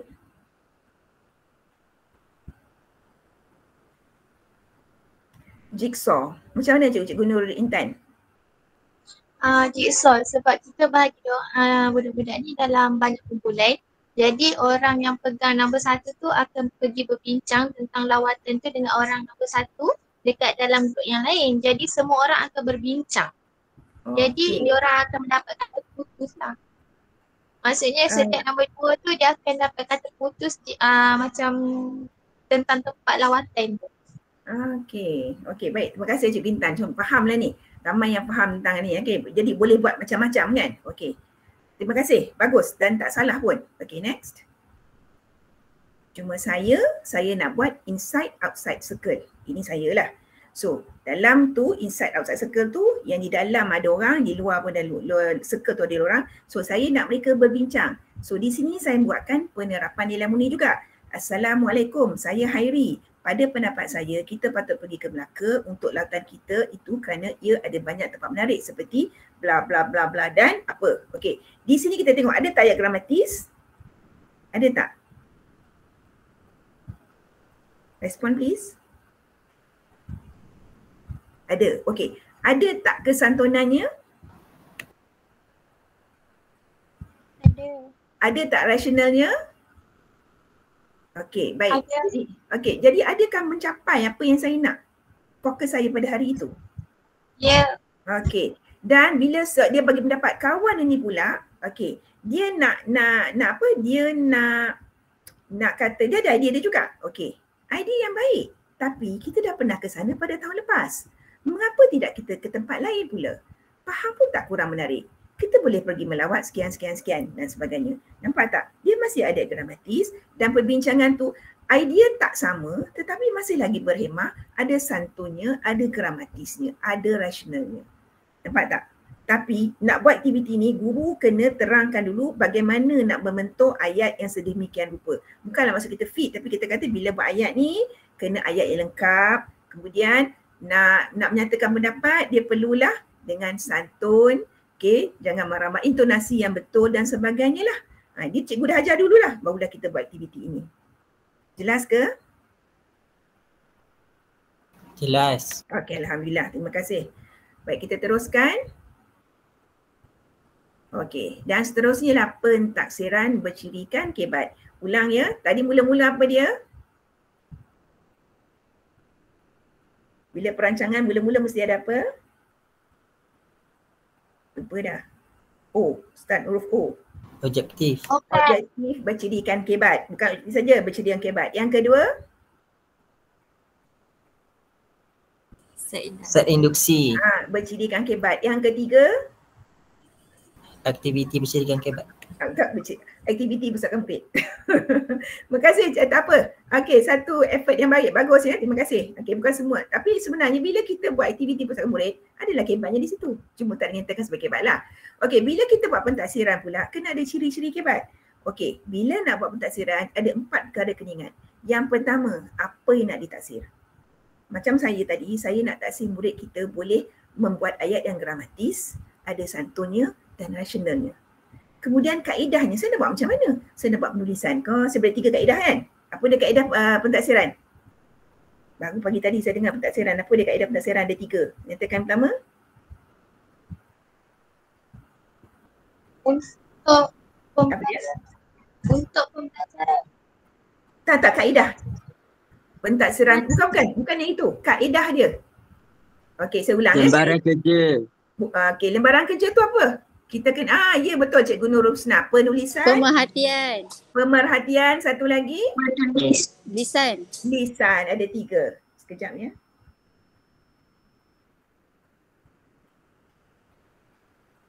Okey.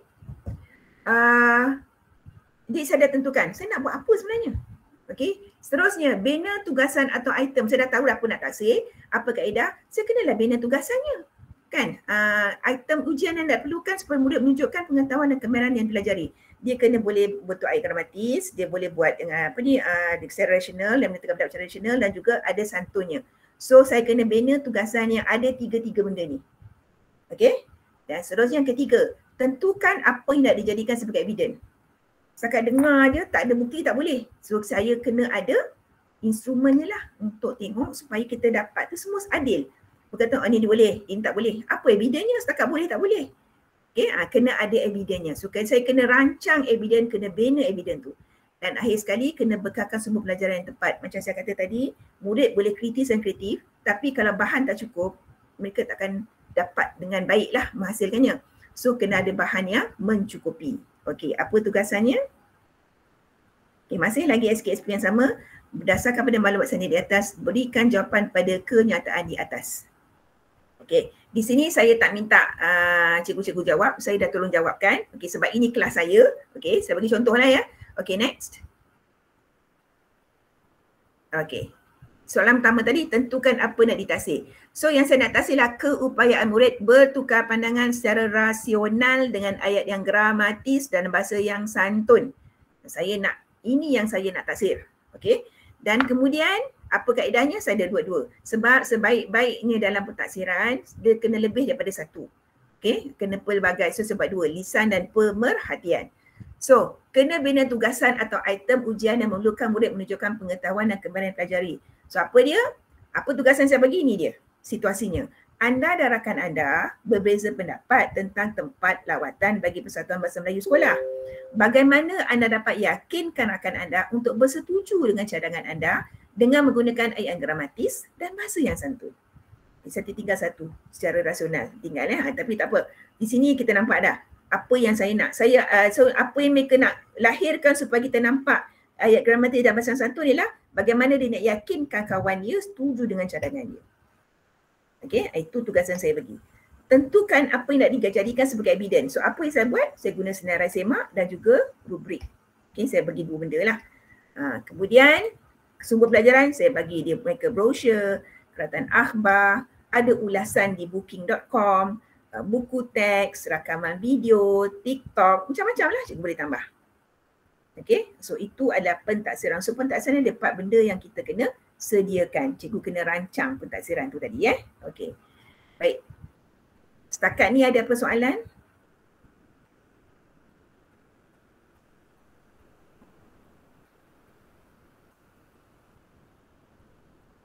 Ada soalan cikgu? Okey, next. Tak ada. Terima kasih juga Alif. Okey, nanti dulu jangan tekan lagi, cukup pelaksanaan. Tak. Yang tadi pelaksanaan. Okey, tapi stop, jangan tekan next. Okey, berhenti kat situ. Cikgu boleh nyatakan kepada saya tak 4 benda bila buat pentaksiran kena ada? Ini mengingat je ni. Satu kena apa?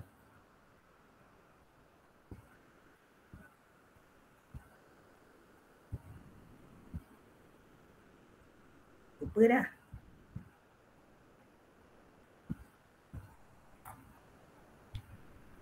tahu apa yang nak ditaksir. Bagus. Okey. Cikgu nak tengok apa. Tapi jangan taksir benda lain. Cikgu ajar benda lain. SK cikgu lain, SP cikgu lain, tiba taksir benda lain. Tak boleh lah. Dia kena berkait. Daripada SK, SP, objektif, aktiviti dan pentaksiran. Dia kena benda yang sama. Jangan tanya benda lain. Okey.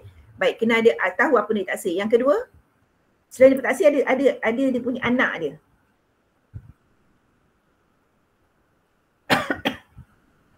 Kaedah, bagus. Apa yang cara ni kita nak taksir tu bentuk apa? Kalau dah dengar tutur kan dah lisan dan pemerhatian takkan bertulis pula kan. Okey. Yang kedua, apa dia? Tadi kita tahu apa yang taksir, kaedah pentaksiran yang kita pilih. Okey, yang kedua apa dia?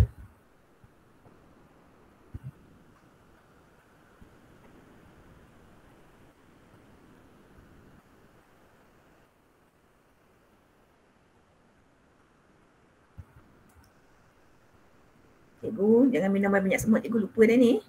Bukti, okey. Sebelum bukti, bagus Ainur Nisa, betul. Tapi sebelum bukti, cikgu skip 2 dah tu.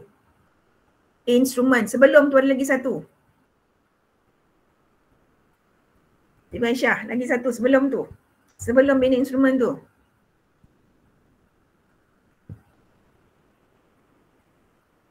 Item taksir, okey. Sebelum tu lagi. Reka bentuk soalan, ya, bina tugasan, betul, tugasan tu dulu. Okey, kita tahu taksir apa, kena ada tugasan. Okey, tak apa. Sebab benda tu banyak kan, kita apa. So lepas kita tahu taksir apa nak taksir, apa kaedah nak guna, kita pilih tugasan. Tugasan yang kita nak buat tu kan, supaya kita dapat memenuhi apa kita nak taksir. Okey, lepas kita bina tugasan, barulah kita bina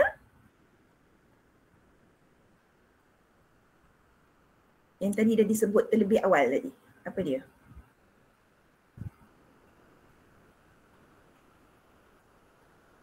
Bukti. Okey, bukti itulah instrumen tu, evidence, yes.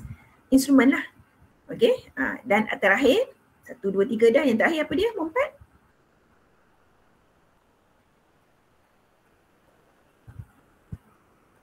Sumber pelajaran ataupun apa ni kita kata sokongan, bahan sokongan untuk sebagai sumber pelajaran. Ya, Cikgu Nurul Izzati, betul. Okey, baik, alhamdulillah. So dah faham lah ya, bila pentaksiran kita bukan main tangkap muat je. Kita ada rancang, pentaksiran pun kena ada perancangannya.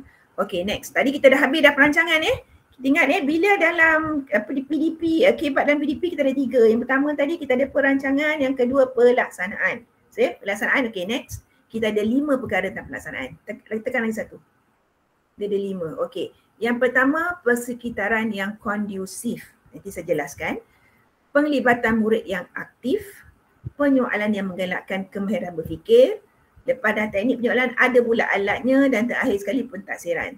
Suka tak suka, nak tak nak, pentaksiran ni berulang kali disebut. Okey, next. Okey ni.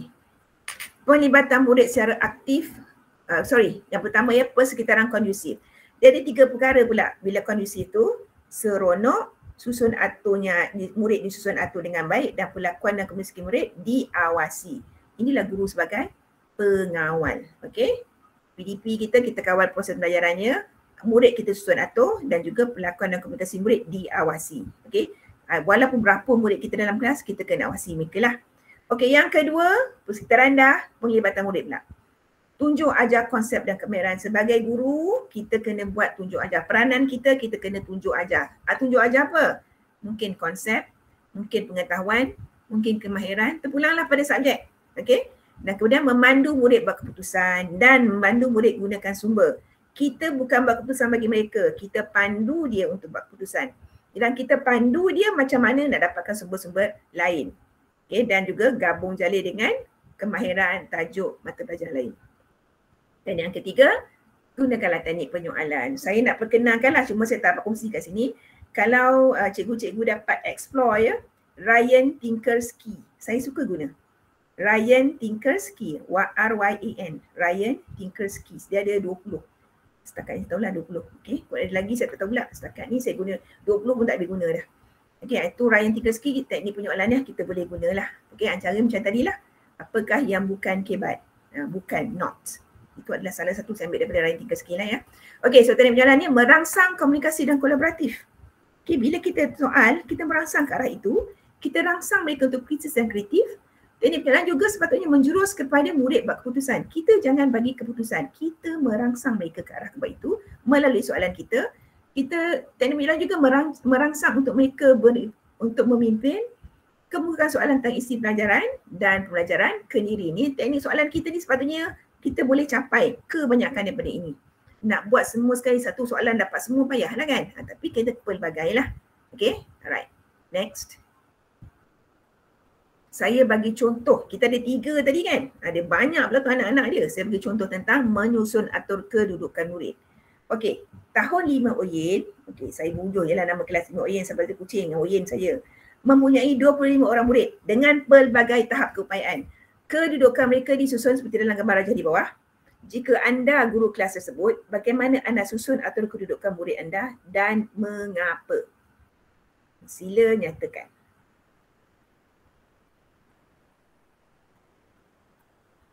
Dan nampak murid tu duduk di bawah, di lantai. Okey, masing-masing pegang. Ada murid tengah cari. Okey. Kalau cikgu lah dalam kelas ni, bagaimana cikgu nak susun atur kedudukan murid?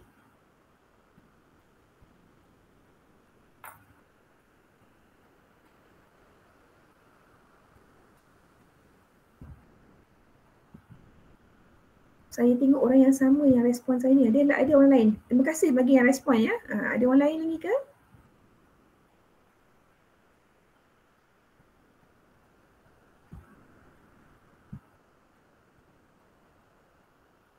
Susun ikut kumpulan kecil. Terima kasih. Pecahkan murid kumpulan kecil. Terima kasih. Okey.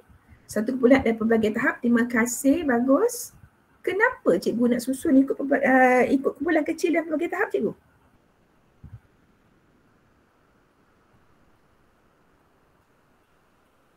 Galakkan perbincangan. Terima kasih. Bagus. Ada lagi? Sebab yang bijak bantuan lemah. Ya. Kita ada guru muda lah contohnya kan. Ada lagi? Murid dapat bimbing antara satu sama lain. Betul. Okey. Terima kasih. So cikgu dah tahu dah supaya berlakunya pembelajaran kolaboratif, galakkan buah fikiran masing-masing. Bagus. Okey. So cikgu tahu dah. So dalam kumpulan bila masuk kelas, kadang-kadang kita perlu menyusun semula kedudukan murid kita. Jangan bagi mereka duduk tempat yang sama. Bagi mereka merasa suasana baharu lah. So kita gerakkan. Dan aktiviti nak buat kumpulan kecil pun ada macam-macam. Bukan kita panggil, okey kamu A, B, C mesti ni, D, E, F duduk sana. Tak. Okey, dia ada macam-macam aktiviti.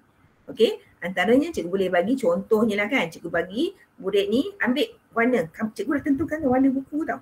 Merah, biru, hijau, kuning. Ambil ikut suka mereka. Alright. Siapa ambil buku merah duduk sini. Siapa buku hijau duduk sana. Contoh. So di sini sebenarnya tanpa mereka sedar, kita telah kelompokkan mereka dan ianya dibuat secara random. Kita tak galakkan berfikiran macam ya betul. Okey, kita tak labelkan mereka murid pandai, murid tak. Okey, di sini salah satulah aktiviti. Ada yang gunakan batang aiskrim berwarna, terpulanglah. Okey, cuma kadang-kadang saya suka guna benda yang mereka tak sedar pun sebenarnya mereka buat. Sebab saya kata guna buku. Buku tu betul buku cerita lah. Buku cerita tu merah, biru. Kan buku cerita kan banyak kan. Okay. Cikgu gunakanlah. Supaya mereka tak sedar sebenarnya mereka sedang dikelompokkan. Okay. Ikut warna tu. Itu contoh lah cikgu ya. Contoh. Cikgu boleh buat macam-macam lagi. Cikgu muda, idea masih fresh. Okay. Explore cikgu. Okay. Kita buat itu. Okay. Next. Okay. Sini saya tak cerita semua cikgu. Nak cerita semua sampai esok tak habis ni. Okay. Saya cerita sebahagian sikit-sikit je. Okay. Tadi kita dah cerita 3. Kita sambung lagi 2. Okey, dalam peran pelaksanaan juga kita juga guna alat berfikir dan juga melaksanakan pentafsiran bercirikan kebat. Okey. So bila guna alat berfikir, kita rangsang komunikasi dan kolaboratif, menjurus ke arah pemikiran kritis, kreatif, keputusan selesai masalah. Kita wujudkan peluang memimpin, okey, menggalakkan murid kemukakan soalan dan pelajaran kendiri. Manakala melaksanakan pentafsiran bercirikan kebat pula, pelbagai kaedah aktiviti pemulihan pengayaan. Kena ingat ya, dalam kita punya PDP kena ada pemulihan dan pengayaan untuk bantu mereka ya. Kemudian latihan tugasan berkaitan pelajaran, ada refleksi dan juga menyemak hasil kerja murid. Next. So contoh saya bagi kat sini ya. Contoh ya, penggunaan alat berfikir semasa PDP. Murid diminta baca, okey, teruskan. Okey, ni saya ulang Okey, kita dah buat tadi. Okey, next. Okey, sekarang kita pergi kepada refleksi. Alright. kita dah buat kepada saya, macam saya kata tadi, saya tak sentuh semua ya, saya sentuh sebahagian saja. Okey, refleksi. Kita ada perancangan, pelaksanaan dan terakhirlah refleksi. Okey, refleksi pula ada 4. Menilai kekuatan dan kelemahan PDP. Yang kedua, sama juga tapi dengan jelas. Sebagai contoh, biasanya lah kalau macam saya pergi ke sekolah, saya kata cikgu, apa cikgu rasa yang cikgu puas hati dengan PDP cikgu? Dia berkata lah, saya rasa PDP saya puas hati masa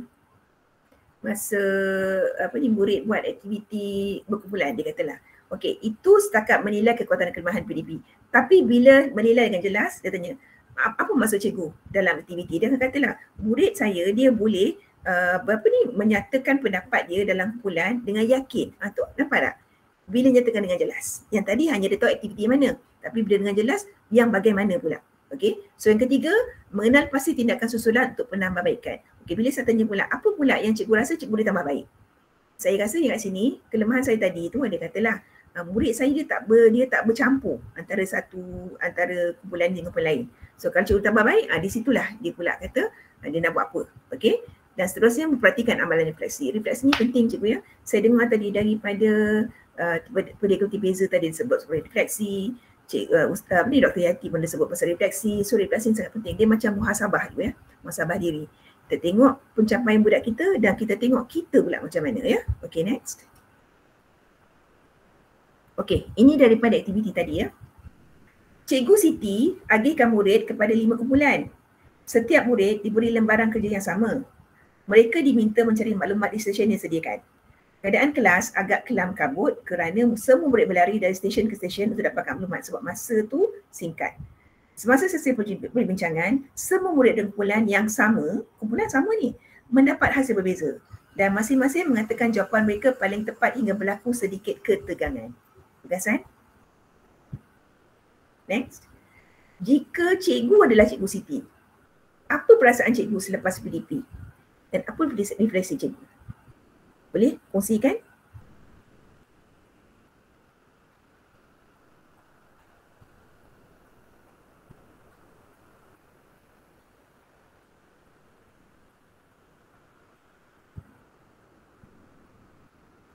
Cikgu buat kerja kumpulan, mereka cari maklumat, keadaan kelas kelam kabut sebab murid berlari, nak dari stesen ke stesen depan. Itu pembelajaran berlaku sebenarnya di sini. Lepas tu sesi perbincangan, satu kumpulan tapi hasil berbeza. Dan masing-masing cuba menegakkan jawapan mereka hingga berlaku sedikit ketegangan. So kalau cikgu sebagai cikgu Siti, lepas PDP tu apa cikgu rasa? Silakan.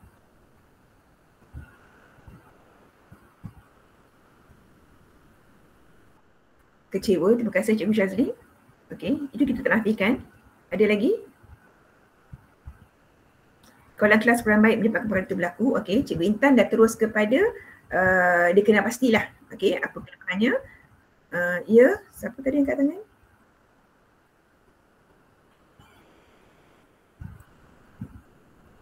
Okey, ada lagi?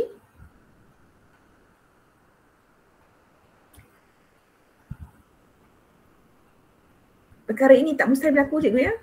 Bukankah cikgu, saya dulu pun pernah berlaku juga. So jangan kecewa cikgu. These things will happen. Okay, these things will happen. So jangan kecewa. Don't quit. Okay, we pause. Okay, teruskan. Sebab kadang-kadang ada silap di mana-mana, kita pun betulkan. Itu saja. Okay, ada lagi? Refleksi susulan. Boleh tentukan masa untuk kumpulan bergerak ke stesen. Okay, terima kasih Cikgu Salim. Cikgu Sazlin. Okay, maksudnya, okay, ada yang nangis. Okay, tak apa. Okay. Betul. Maksudnya Cikgu Syazlin dah buat dah penambahbaikan. Okay, terima kasih.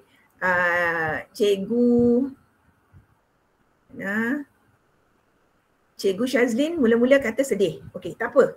Kita layan sedih tu dulu. Okay, kemudian Cikgu Intan kata, dia kena pasti pula. Kaulang kelas kurang baik bila perkara itu berlaku. Betul. Okey, OJT tak tercapai sepenuhnya. Betul Cikgu Ana Suha, sorry. Cikgu Syazlin kata, refleksinya boleh tentukan masa. Jadi kita dapat penambahbaikan. Tentukan masa yang sesuai untuk kumpulan bergerak. Okey. Dan bergerak pula, kita buat arah jam ke, lawan jam ke. Jangan bagi dia cross lah. Okey. Rancang semula dengan strategi yang teratur. Betul cikgu. Okay, so this thing may happen. This thing will happen. Kadang-kadang kita nak cuba pendekatan baru, kita tak tahu lagi macam mana kita buat. Kita tengok fail. Tak apa cikgu. Dari situ cikgu belajar. Sebab bukan cikgu saja, semua mengalaminya. Saya sendiri pun sebelum saya dapat benda ni kuasai, saya buat kadang-kadang berkali-kali fail. Okay, it's okay. Frust memang frust. Memang ada rasa tu. Tapi kita tu sebaik strategi kita. Kali kedua pun fail juga. Apa pula silapnya? 3 pun fail juga. Apa silapnya? Bila keempat dah nampak, oh macam ni patutnya. So that's how we learn cikgu ya. So jangan cepat putus asa. Jangan takut mencuba benda baru. Jangan takut mengambil risiko. Okay, alright. Okay, so next. Alright. Dah nak habis dah cikgu? 4:30. Habis dah. So, dengan menggunakan ini pentadsiran saya gunakan kata got it, okay? Dengan menggunakan potongan kek ini sebagai perumpamaan. Ceritakan semula tentang elemen kebat dalam PDP.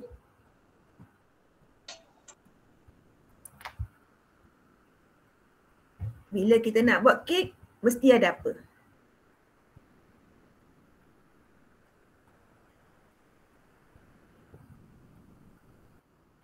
Bahan. Very good.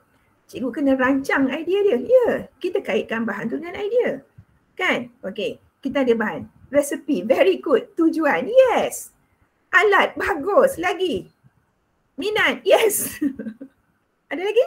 Creativity, good. Okey, saya stop sekejap. Rajin, ya betul. Tak rajin tak jadi. Okey. Duit, okey terima kasih, betul. Alright, stop sekejap stop sekejap. Saya nak kaitkan di sini. Contohnya, bila kita nak buat kek, kita kena tahu kek kita tu untuk apa. Kan? Kek tu nak bagi dekat jiran sebelah ke, hari jadi ke, majlis kahwin ke, kita kena ada objektif dia. Itulah bila kita buat PDP, kita buat kebat dalam PDP, kena ada perancangan, kena ada objektifnya. Okey? Kemudian kita kena ada alat lah, duit lah, idea lah. Itulah dia semuanya benda yang kita perlukan untuk itu. Dan seterusnya, set induksi nak kaitkan kek macam mana? Set induksi nak kaitkan dengan kek tadi, buat kek. Untuk objektif kita dah tahu dah, kita nak buat kek untuk hari jadi. Okey. Kemudian set induksi nak kaitkan kek macam mana?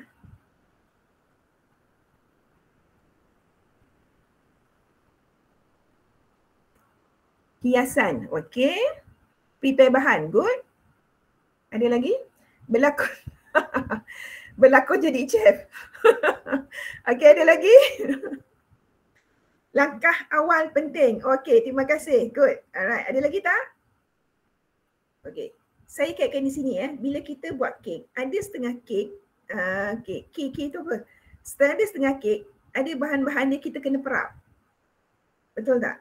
Kita kena tunggu dia kembang lah, apalah, itulah seduksi kita. So bila kita buat kek, ada benda yang kita kena prepare awal. Contohnya ada setengah buat dough, yes. Kita buat telur, kita nak guna kek kan, kita telur tu ada setengah, dia tak mau keluar daripada peti sejuk. Awal-awal kita kena restkan dia sekejap di luar dan sebagainya. Itulah persediaan seduksi kita.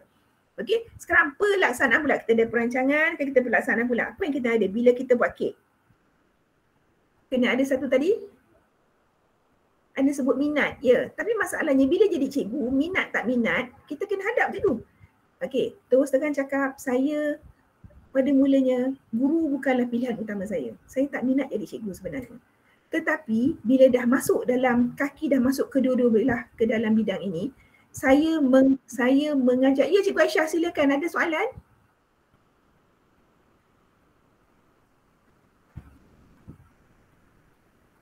Tak ada. Okey, saya teruskan. Baik, bila dah masuk dalam bidang ni, suka tak suka, saya makan gaji dengan dunia ini, saya tertekan. Okey, tak apa Cikgu Aisyah. Saya mengajar, mendidik diri saya ini dari dalaman lah untuk mencintai profesi ni. Dan Alhamdulillah pilihan yang Allah tentukan memang tak salah lah. Sedikit demi sedikit saya mencintai, saya mengagumi profesi ni sebenarnya. Okay? Mengagumi dan saya sangat sayangkan profesi ini dan saya harap generasi cikgu-cikgu lah yang bakal ni gantikan saya kelak. Tolong bela roh cikgu ni ya. Okay. So kita teruskan tadi. Jadi bila preparation tu kita kena ada, okay. Kita kena tahulah cara nak buat dia. Kena ada ingredient yang betul, masukkan banyak mana, kan? Okey, ada lagi? Ilmu, yes, very good Cikgu Naziatul. Kena tahulah nak buat kek, Okay, apa yang sekarang tiramisu contohnya kan, tiramisu tak tahu saya sebut ni. Dia perlukan apa bahan-bahannya. Kena ada ilmu lah nak buat tu sebab dia kena cara nak kacau telur tu macam mana supaya dia kembang dan sebagainya lah kan. Berani mencuba betul. Tak kenal maka tak cinta, dah kenal makan terus bercinta. Macam itu akan ya betul Cikgu Siti, Dr. Siti Hayati, betul doktor. Kita kena kenal dulu baru kita cinta, jatuh cinta dengan profession kita ya. Okay, so di situlah kita nampak tadi kek tadi tu kita dah kita dah laksanakan, kita dah ilmu ni kita dah ada, nak buat kek kita buat. Kadang-kadang buat kek jadi tak? Tak. Betul. Saya macam tu juga. First try selalunya tak. Ya, macam tu juga kita jadi cikgu. Kadang-kadang tak jadi, apa kita buat? Tak, ya betul. Tak apa. Saya pernah buat kek 5 kali. Satu keras, satu lembik. Satu tak boleh makan, satu manis sangat. Lama saya tak buat dah. Jadi saya hangus betul kena baca doa baru jadi. Okey, tak apa. Jadi maknanya begitu juga kita sebagai guru cikgu ya. Kena ada benda-benda itu. Kena ada buat kek, kena banyak tawakal. Ya, kena ada usaha. Tak apalah mula-mula tak jadi tapi kita usahakan lama-lama kita jual. Tu lama-lama. Macam saya dah umur dah berapa ni bahan barulah ya try and error. Kita cuba. Jangan terus berhenti cikgu ya. Kek tak apa lagi boleh tunjuk dan beli. Anak murid kita takkan kita nak jual. Kan? Nak beli lain tak boleh cikgu. Okey. Kek boleh. Anak murid tak boleh. Kita belalah dia. Usahakan supaya sampai mereka boleh cikgu ya. Okey. Jangan mudah putus asa. Betul Cikgu Farihah. Jangan mudah putus asa. Macam saya katalah, you may pause but don't quit. Okay? Kita frust kita tak jadi. Tak apa. Try again. Kita insyaAllah ujungnya akan berjaya. Jangan cepat putus asa ya. Okay. Okay, next.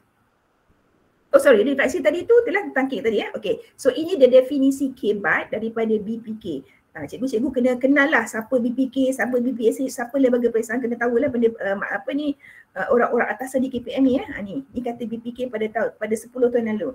K-BAT berlaku bila murid atau pelajar peroleh maklumat, macam cikgu lah, cikgu dapat maklumat, simpan dan memberi. Memberi di sini maknanya dia melahirkannya semula, sama secara lisan ke, dia fikir balik ke, dia susun balik atau susun idea tadi tu dan kaitkan dengan pengetahuan sedia ada. Dan maklumat tersebut digunakan untuk selesaikan suatu tujuan atau menyelesaikan situasi rumit. Contohnya tadi kek tadi lah. Walaupun tak rumit mana lah kan, tapi setengah orang rasa rumit kan. Saya pun tak suka buat kek sebab selalu buat tak jadi. Tapi tak apalah, saya buat juga. Nak makan pun saya seorang je kan. Okay. So digunakan untuk selesaikan masalah. So itulah K-BAT. Saya ulang peroleh maklumat, simpan, dia memberi. Memberi maknanya kita lahirkan sebenarnya dalam ayat yang kita faham, kaitkan dengan pengetahuan sedia ada. Dan maklumat tersebut bukan simpan, kita bukan peram, kita guna balik untuk selesaikan isu, tujuan atau menyelesaikan situasi rumit. Ya? Okey. So jelas kan? Jelas cikgu ya? Okey, terima kasih Cikgu Aisyah, Cikgu Janazul. Okey, terima kasih Cikgu Bubani Seri. Okey, next. Alright, so kata akhir daripada saya cikgu ya. The best teachers are those who shows you where to look but don't tell you what to see. Let them decide what to see. But actually you have actually told them what to see from your action, but don't tell them. Let them decide what to see. Okay? So rasanya itu saja cikgu daripada saya. Next, ada lagi ke slide? Okay. Daun sasi di atas kayu, terima kasih. Thank you. Okay. Ni siapa jawatankuasa tolong tunjukkan satu lagi yang tentang instrumen tu, ada tak? Sebab apa yang saya ambil ni sebagai instrumen dulu bila kita buat pencerapan, guru besar ke, pengetua ke, penolong kanan, dia tengok guru. Ada satu lagi daripada Word, tolong tayangkan itu. Selama ni bila buat SKPM, dalam SKPM tu, dalam borang SKPM tu, terima kasih Dr. Edi. Okay. Dalam pencerapan tu dia akan sebut tentang K-BAT. Ada tak jawatankuasa tolong bukakan slide itu? Dia ada tentang K-BAT. Selama ini kita tak tahu nak tengok apa. Okay, jadi mereka pihak KPM telah menghasilkan satu instrumen untuk melihat K-BAT dalam PDP. Cikgu Ifah ada ke tidak? Dia yang tadi saya bagi tadi? Ada Jap. Okay. Banyaknya good saya dapat, banyaknya like. Cikgu Nur Izan ada soalan?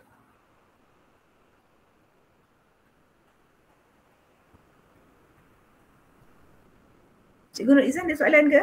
Ke tertekan juga? Tertekan. Okay. Jangan stres ya, tertekan tu tak apa, jangan stres. Okey. Sementara tunggu rakan-rakan ni, okey, menayangkan semula, boleh tak saya nak, tadi kita mulakan dengan pantun, saya nak sebelum saya berakhir, boleh tak kongsikan dengan saya pantun, apa yang cikgu dapat pada hari ini dengan 2 slot saya tadi, PAK 21 dan juga KBAT. 2 pantun sebab cikgu-cikgu ni ramailah kreatif. Okey, boleh? Sementara saya tayang ni, cikgu ciptalah pantun nanti ya. Okey, ni dia. Boleh besarkan sikit tak?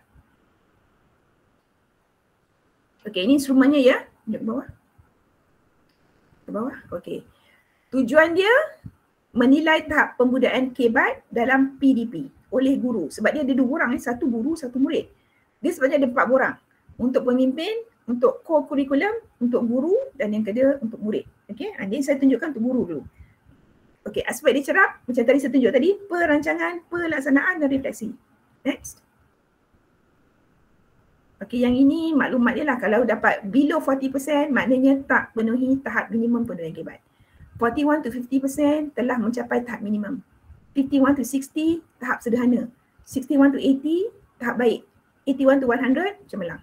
Okey, next. Ini maklumat-maklumat yang kena isi. Okey, next. Lagi. Okey, ni dia. Berhenti sini sekejap. Besarkan sikit. Okey, menetapkan objektif PDP. Nampak tak? Tadi saya terangkan ya.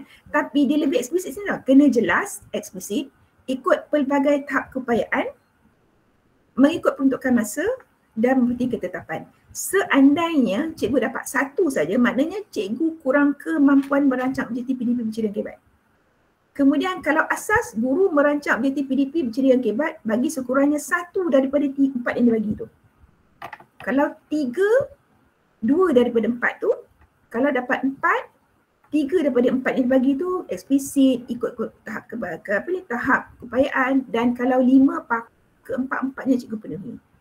So dalam SKPM ni biasanya mereka akan dicerap sekali saja, tapi pada awal tu ada pencerapan kendiri lah, cikgu tu kena cerap diri sendirilah, kena tengok diri sendiri dan mereka letakkan markah mereka.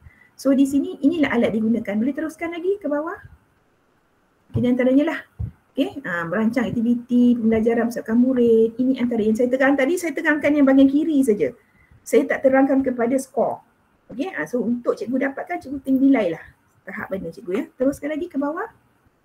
Ada lagi yang ni pelaksanaan. Okay, berhenti sekejap kat pelaksanaan. Sekejap dekat pelaksanaan 2.2 tu. Okay, 2.1.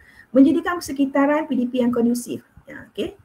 Suasana belajar menyenukkan, susun atur, awasi kawalan pelakon komunikasi murid. So kalau yang satu guru tak sediakan persekitaran PDP, dia tak susun mood, dia tak susun atur, pembelajaran dia tak menyeronokkan, betul? Komunikasi dengan pelakon murid tak ditengok. Kalau dapat lanjutan contohnya 4 tu, 1 dan 2. Jadi 3 perkara kan, 1 dan 2 dia penuhi. Okey, antaranya lah. So ini instrumen yang akan digunakan. Okey, terus ke bawah sampai ke refleksi. Saya skip banyak lain ya. Okey, nanti boleh kongsikan dengan ni, refleksi bawah sekali. Okey, atas sikit. Alright. Melaksanakan refleksi PDP. Okey, guru menilai kelemahan dan kekuatan PDP secara jelas, kapasitas tindak susul dan seterusnya perhatikan amalan refleksi. Okey, kalau 1, guru kurang berpengetahuan melaksanakan refleksi PDP, maknanya 4 dia tak ada. Okey, dan kalau 5, keempat-empatnya dia ada. Itulah dia semakin baiklah. Okey, next, bawah sekali. Di sini ialah dia punya domain skor tadi dah dapat tadi kan, dapat berapa-berapa dijumlahkan. Di situ dah kita dapat bahagi 52 kali 100. Di situlah kita dapat berapa skor kita untuk KBAT. Ini untuk KBAT saja ya. Okey. Bawah lagi. Okey, so di sini ada atas sikit. Okey ni. Tidak memenuhi tahap minimum pembudayaan KBAT dalam PDP oleh guru. Ini ada skor dia lah. Okey, ini antara borang yang digunalah. Okey, tunjukkan pula untuk yang muridnya dia. Okey, ni untuk murid pula bawah. Okey, sekejap. Atas sikit. Aspek dicerap pelaksanaan KBAT dalam belajar murid. Ini maksudnya borang ni digunakan jugalah untuk masa cikgu tu kemudian hasil kerja murid. Okey, next. Okey. 40% tak penuhi tahap minimum pembudayaan KBAT dalam PDP oleh murid. Okey, next. Bawah lagi, terus ke bawah. Okay, lagi. Okey, cukup. Okey, di sini dia punya skor dia dah ada situ. So, murid dapat melibatkan diri dalam aktif DPC secara aktif. Berapa skor nak bagi? 1, 2, 3, 4, 5. Okey, sekejap ya. Kalau dia bagi ke atas sikit. Okey, skor 1. 1 hingga 20% bilangan murid mencapai. Ni dia bukan kira macam kita nampak kita macam ni kita nampak dia, katakanlah murid tu dia dalam kelas tu ada 10 orang. Contohlah Okey, kita tengok 5 orang. So 5% saja bilangan murid mencapai item di bawah. Kalau 5% saja skor 1. Sebab 1 ke 20.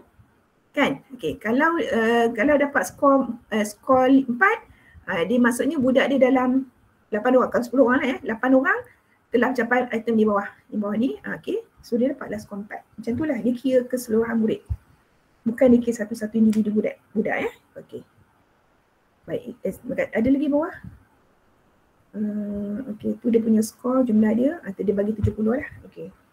Pencapaian sama macam di puan cikgu tadi lah ya. Okey. Baik, cukup dulu. Terima kasih. Terima kasih Cikgu Ifah. Baik, sebelum saya berakhir minta tolong bagikan saya pantun jalan-jalan tengok awan. Terima kasih, berterima kasih. Lelaki wajib solat Jumaat, banyak betul ilmu Muhammad. Alhamdulillah, terima kasih. Ada lagi?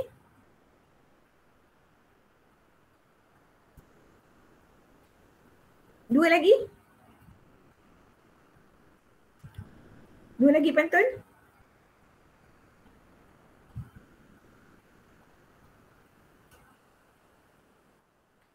Dua, tiga kucing berlari. Tak habis? Ada lagi? Cikgu Bina Senavi. Tak habis pantun cikgu. Terklik send ke? Tak apa, ada lagi? Dua, tiga kucing berlari. Saya ingat pesanan puan hari-hari. Terima kasih. Alhamdulillah. Keep it up. Okey. Satu lagi.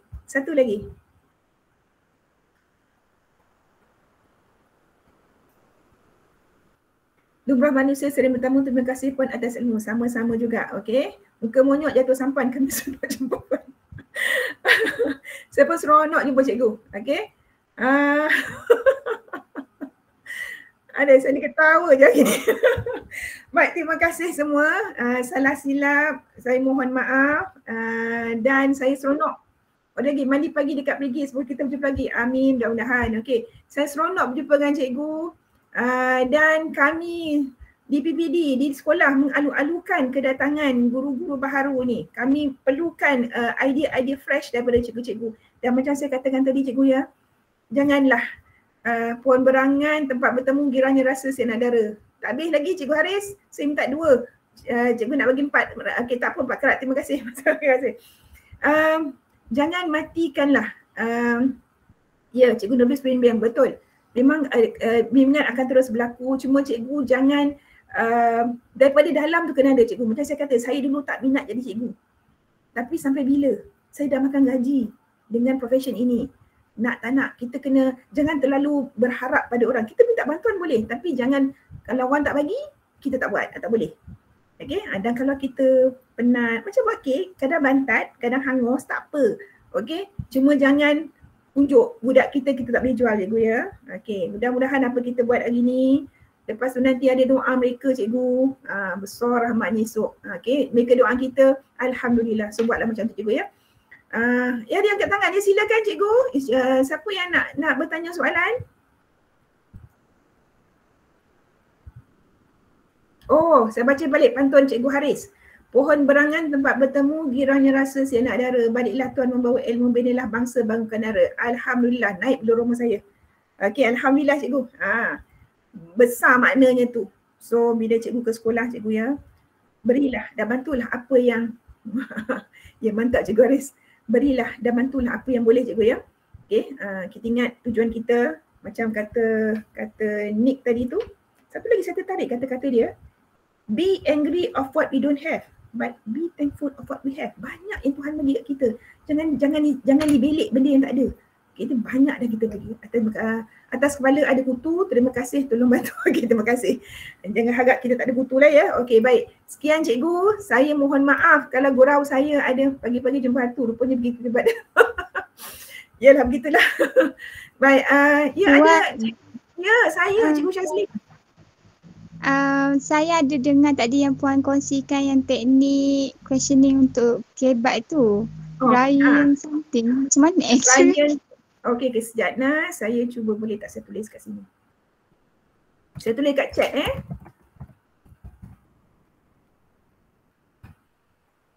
Apa dia? Ryan Tinkerskis. Dia ada 20. Ni. Okey, baik, sama-sama. Okey, terima kasih Puan. Sama-sama Cikgu Syazlin. Okey. Baik, jadi cikgu setakat itu sahaja dulu untuk saya dapat saya kongsikan ilmu, harap bermanfaat. Salah silap mohon maaf. Saya seronok dengan cikgu-cikgu semua. Datanglah ke sekolah, datanglah ke daerah kami. Okey, dan berilah apa yang cikgu boleh mampu bagi untuk panggil kami. Dan ingatlah anak murid kita ni dahagakan perhatian, kasih sayang, tunjuk ajar cikgu ya. Baik, itu saja cikgu. Sekian, terima kasih. Assalamualaikum. Terima kasih. Terima kasih Puan. Terima kasih Puan. Terima kasih Puan. Puan. Terima kasih Puan. Terima kasih Terima kasih Puan. Terima kasih Puan. Terima kasih Puan. Bye bye. Terima kasih Puan. Terima kasih Puan. Yes. Terima kasih Puan. Boleh tak buka kamera sekejap? Boleh tak buka kamera saya? Terima kasih Puan. Saya nak tengok saya dengan siapa saya bercakap sebenarnya. Boleh buka kamera tak? Ifah je saya nampak ni. Okey, saya mewakili pihak IPG Kampus Ipoh ingin merakamkan penghargaan terima kasih kepada Puan Anis Owida binti Ismail atas kesudian meluangkan masa bagi bersama-sama menjayakan program hari ini. Diharapkan semua guru pelatih dapat mengaplikasikan KBAT dan PAK 21 dalam PDP dengan jayanya pada praktikum yang akan berlangsung tidak lama lagi. Sekian, terima kasih.